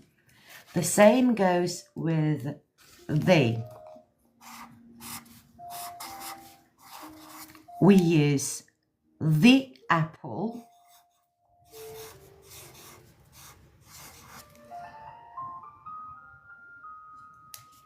and we use the pen. The apple, the pen. An envelope, the envelope. Okay?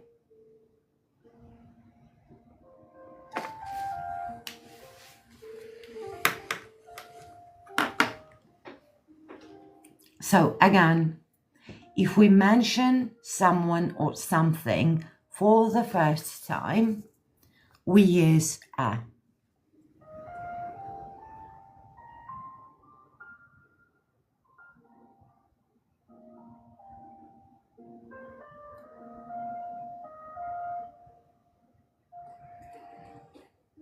You're very welcome.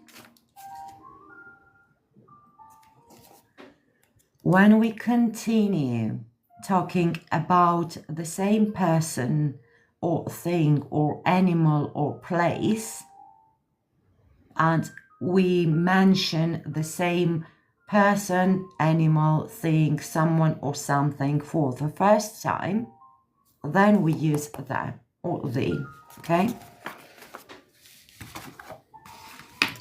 So again, use a or an when talking about something that is mentioned for the first time, or when we are talking about one thing, one.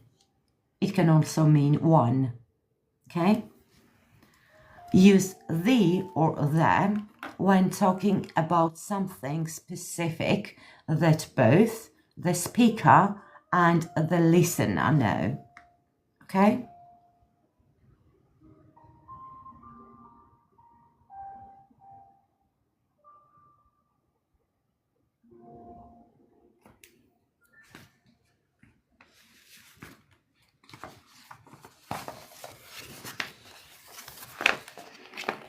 Okay.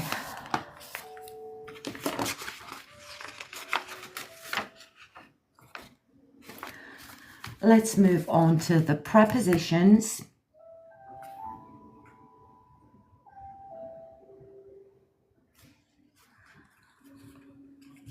Before wrapping up this live lesson, and tomorrow we are going to learn conjunctions and interjections,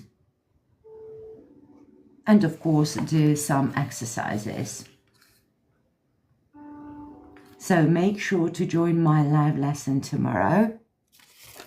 I go on live from Monday from 10:30 to 12:30. Tuesday, the same, Wednesday, Thursday, and Friday. If you want to watch my live lessons or maybe rewatch them, you can find me on YouTube.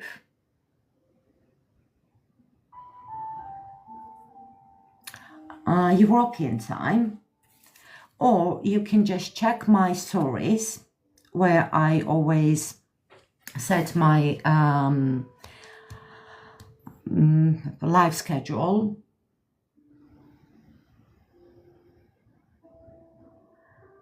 And if you just click the register button, it will show you your time, okay?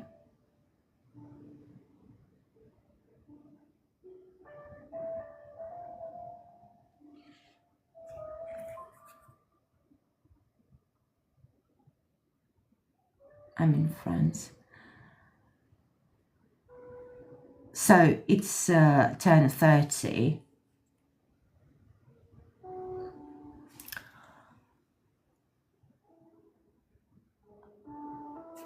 The time now here is 10:30.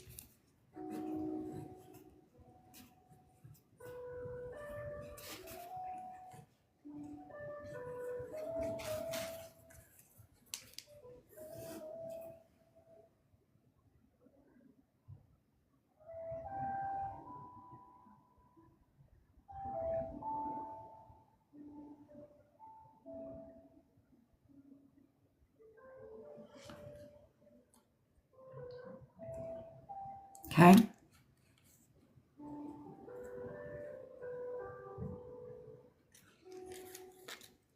However, if you just click the button register on my profile, it will show you your time for tomorrow's lesson. Okay? You're very welcome, guys. Okay, let's have a look at the prepositions.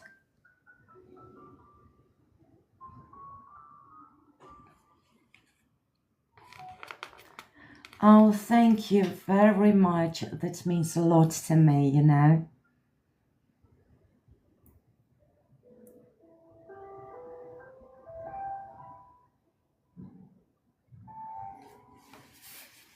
Okay. prepositions, really important part when it comes to the phrasal verbs that we're going to practice during our future lessons. So it's very important that you understand not only prepositions, but the parts of speech, meaning adverbs, prepositions, pronouns, verbs, nouns. Okay? Preposition. A preposition is a word that shows the relationship between a noun or pronoun and another word in the sentence. Prepositions help us explain where. You're very welcome, lovely.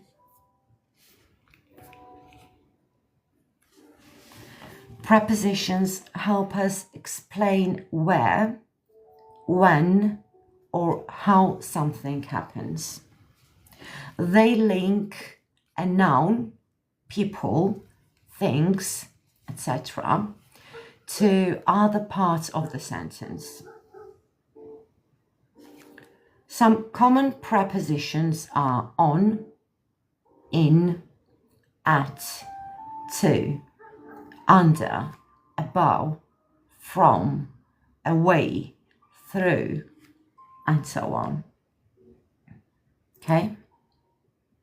For example, Tom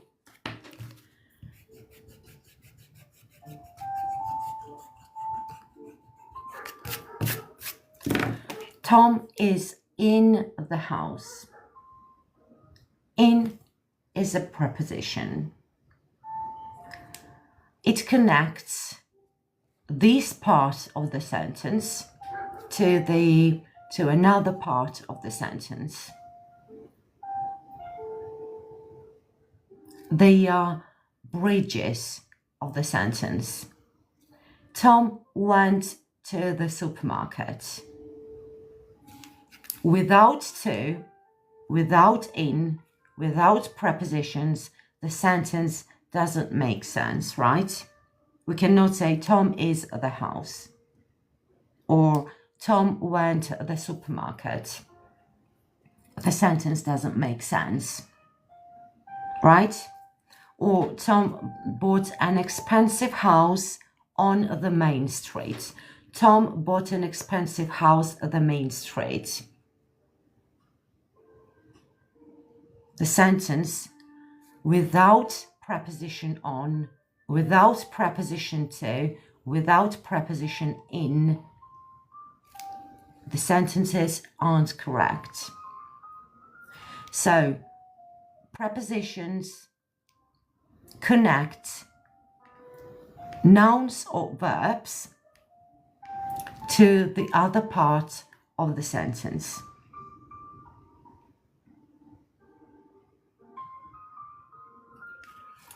Prepositions describe time, such as at, on, in, right? Places, under, over, in, on, beside, or directions, to, from, towards, and so on.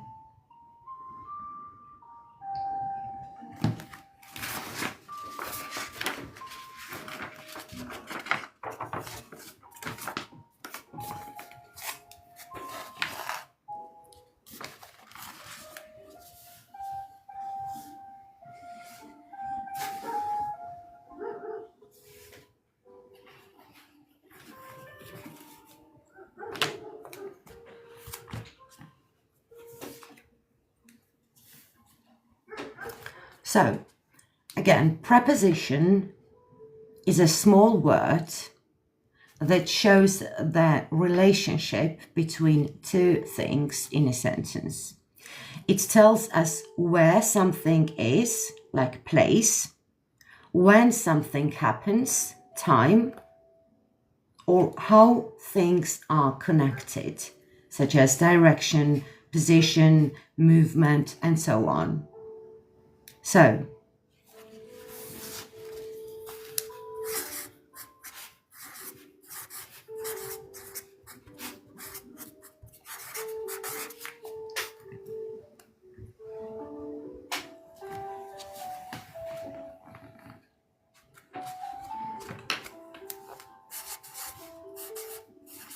prepositions tell us where something is, such as place,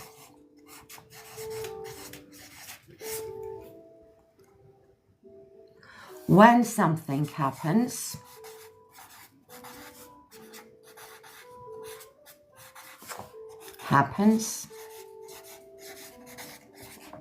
time,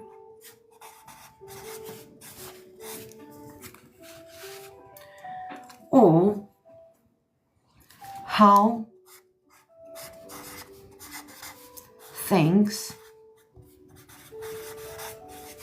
are connected.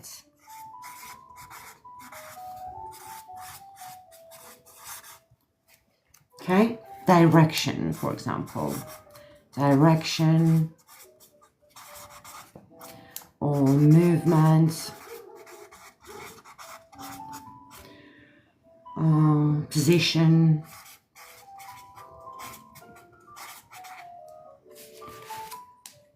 okay.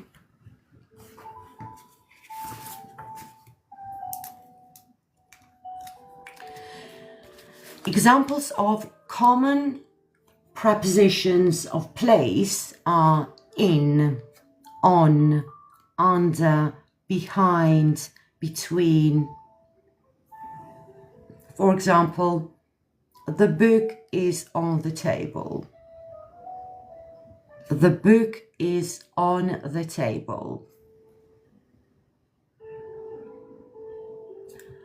It connects the book is, verb is, to another part of the sentence, on the table, right? Because the book is the table doesn't make sense. They connect the first part of the sentence to another part of the sentence.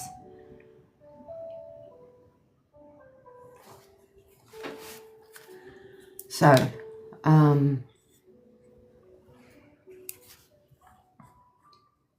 in, on, under, between, behind, in front of, etc. These are prepositions of place. Okay?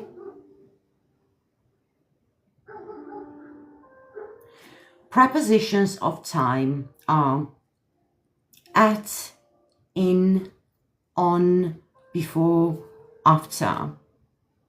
For example, at, in, on, after, before, and so on. For example, I get up at 7 a.m. Here, at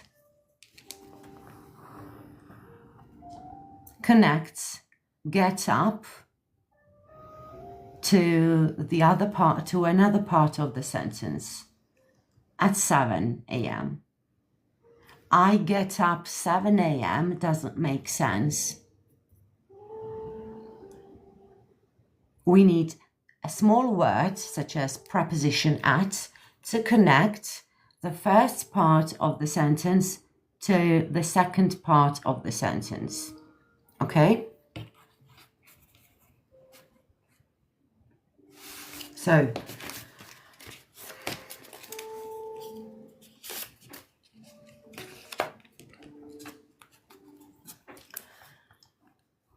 I get up. I get up, and then I have 7 a.m. Here, I need something, a small word, to connect this part of the sentence to another part, to the other part of the sentence, right? And yes, we need the preposition at exactly to connect this part of the sentence, the first part of the sentence, to the second part of the sentence, at. So these small words are the bridges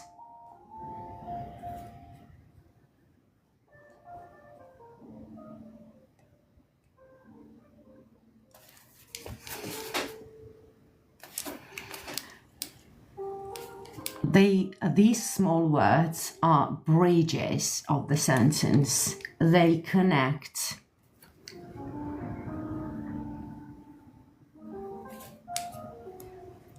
the first part of the sentence to the second part of the sentence, okay? The same goes with the prepositions of place, like we said, the book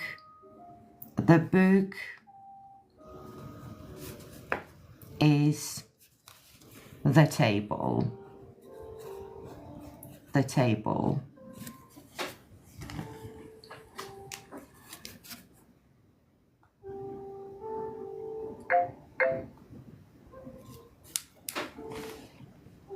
On the table. We need a bridge to connect, to connect the first part of the sentence to the second part of the sentence, right? On the table, okay? And then we have directions, movements, and positions.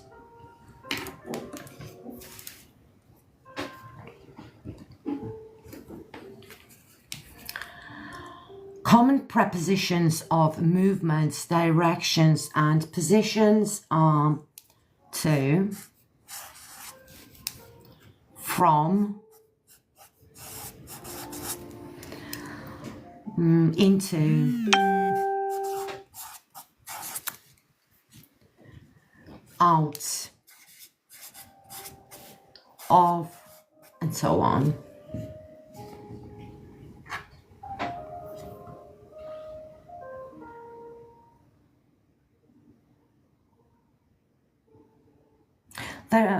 There are lots of videos on my TikTok channel on the prepositions, about prepositions, so you can watch them. Okay, so prepositions of directions, movement, and positions tell us how things are connected. For example,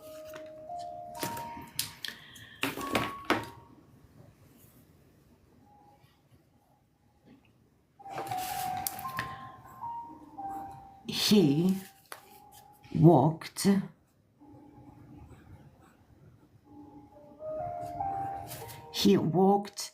the park. If I don't have preposition here, does the sentence make sense? Is it sure? Very well done, Svetlana. Two. So if we say in, that is, we are talking about the place. I'm already in the park, right? Walked, Here we're talking about movements. He walked to the park.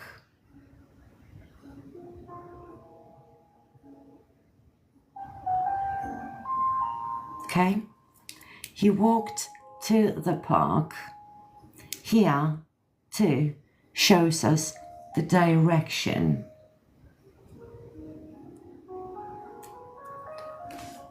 We can say from the house to the park. So he started walking from the house. It shows us direction. Walked to the park. Okay? Hi, Andy. If we ask where someone is, we can say he is, we can say in or at the park, right? Depending on the context.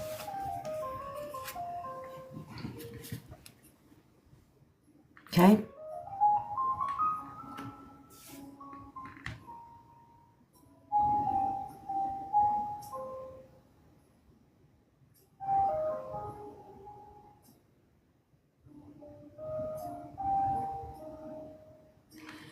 So, again, prepositions always connect the verb or noun to something else in the sentence and show the relationship between them.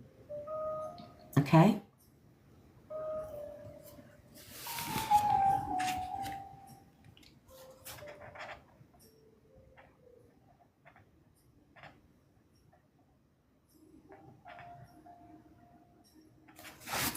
I just wanted to write an example sentence so you can remember it. For example, Tom bought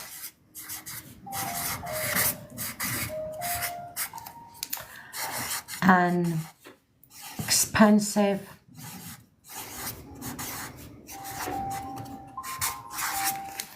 house on the main street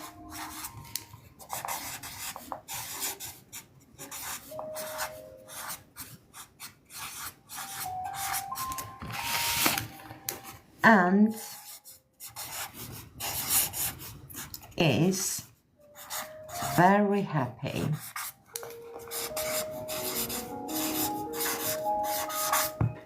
Okay.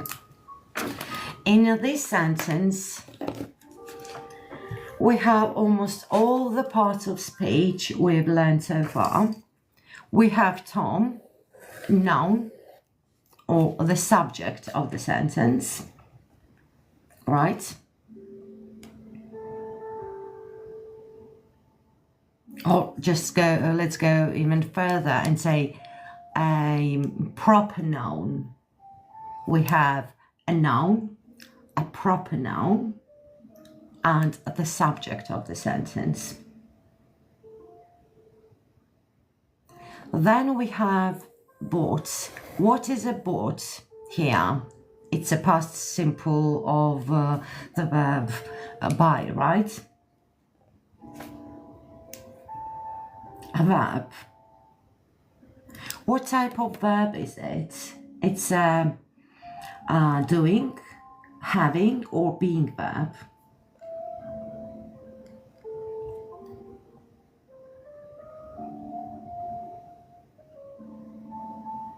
It's an action verb, right? It's an action verb. It shows us what someone or something is doing. Yeah, great. And we use it in the past simple tense. Is it a regular or irregular? Excellently, yeah. It's an irregular verb, right? Then we have article an.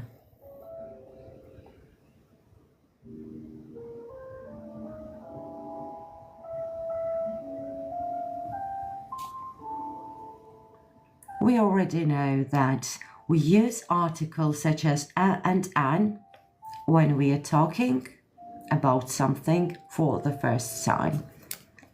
We're mentioning here the house for the first time. An expensive house. What is an expensive here? Does anyone know?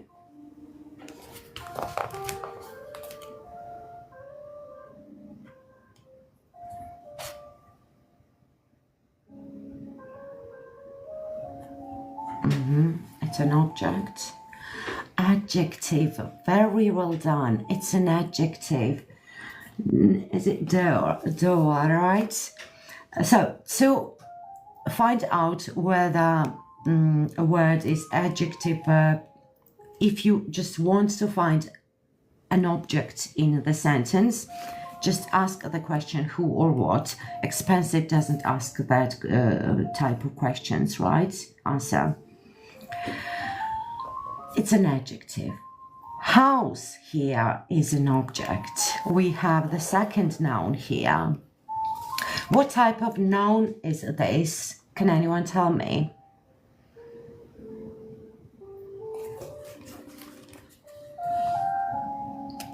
Yeah, it's an object. Excellent. What is an object? That receives the action. Very well done, Della. Yeah, it's a common noun. Everything that can be seen or touched, right?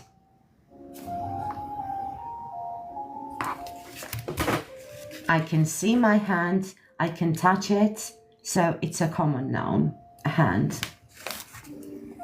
Okay, then we have on.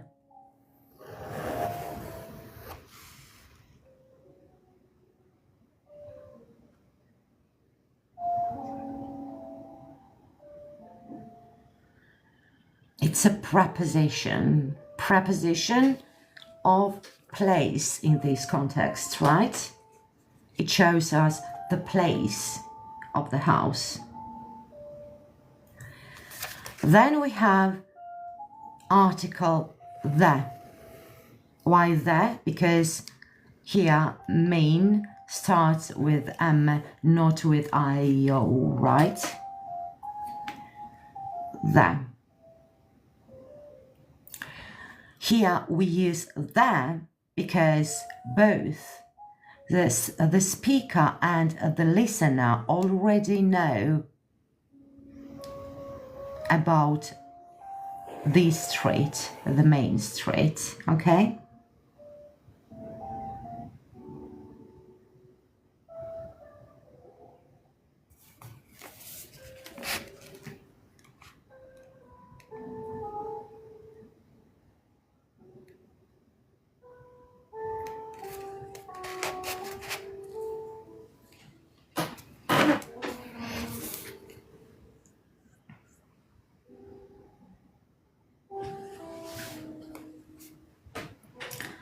Second mention.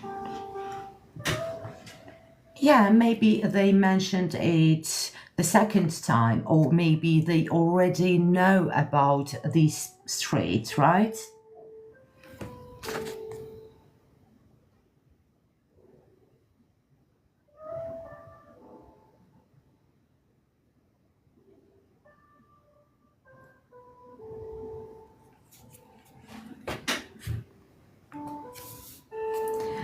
However, what do you think? Which part of speech is straight here?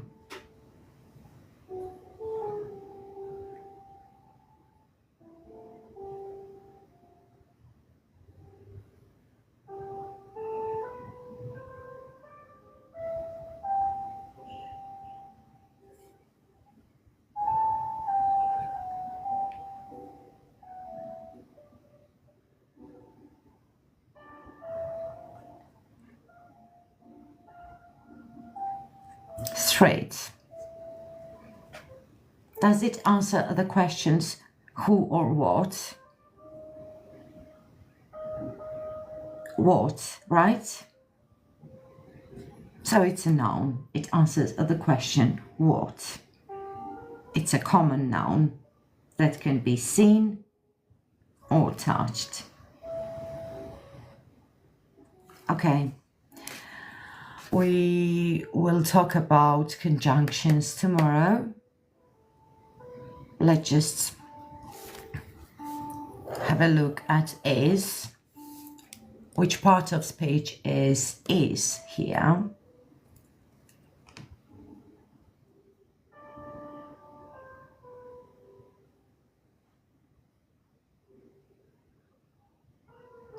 And meanwhile, I'm running out of battery. To be, exactly. It's a verb, a being verb, right? A being verb. Excellent, Leah. It's a being verb. And finally, we have very. What is it? Yeah, well done, Jasmine. It's a being verb. And finally, we have very.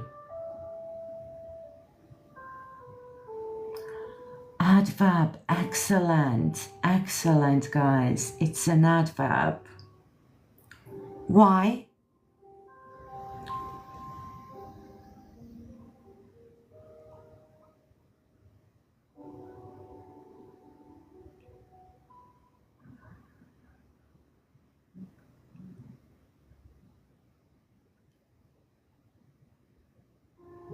How did you know that it's an adverb? Describes adjectives or verbs. Excellent. You are doing fantastic, guys. Okay, that's it for today, and I'm running, my battery is just dying. So, it's been lovely having you all here. Have an amazing rest of the day, and see you tomorrow at 10:30 European time. Oh, thank you very much, Jasmine. It means a lot. Thank you, everyone, for joining me, and I'll see you tomorrow. Okay?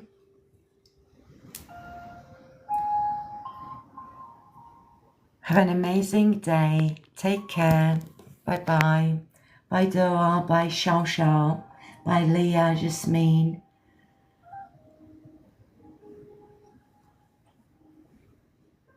Have a good day. Take care. Bye-bye. Have a good day. Take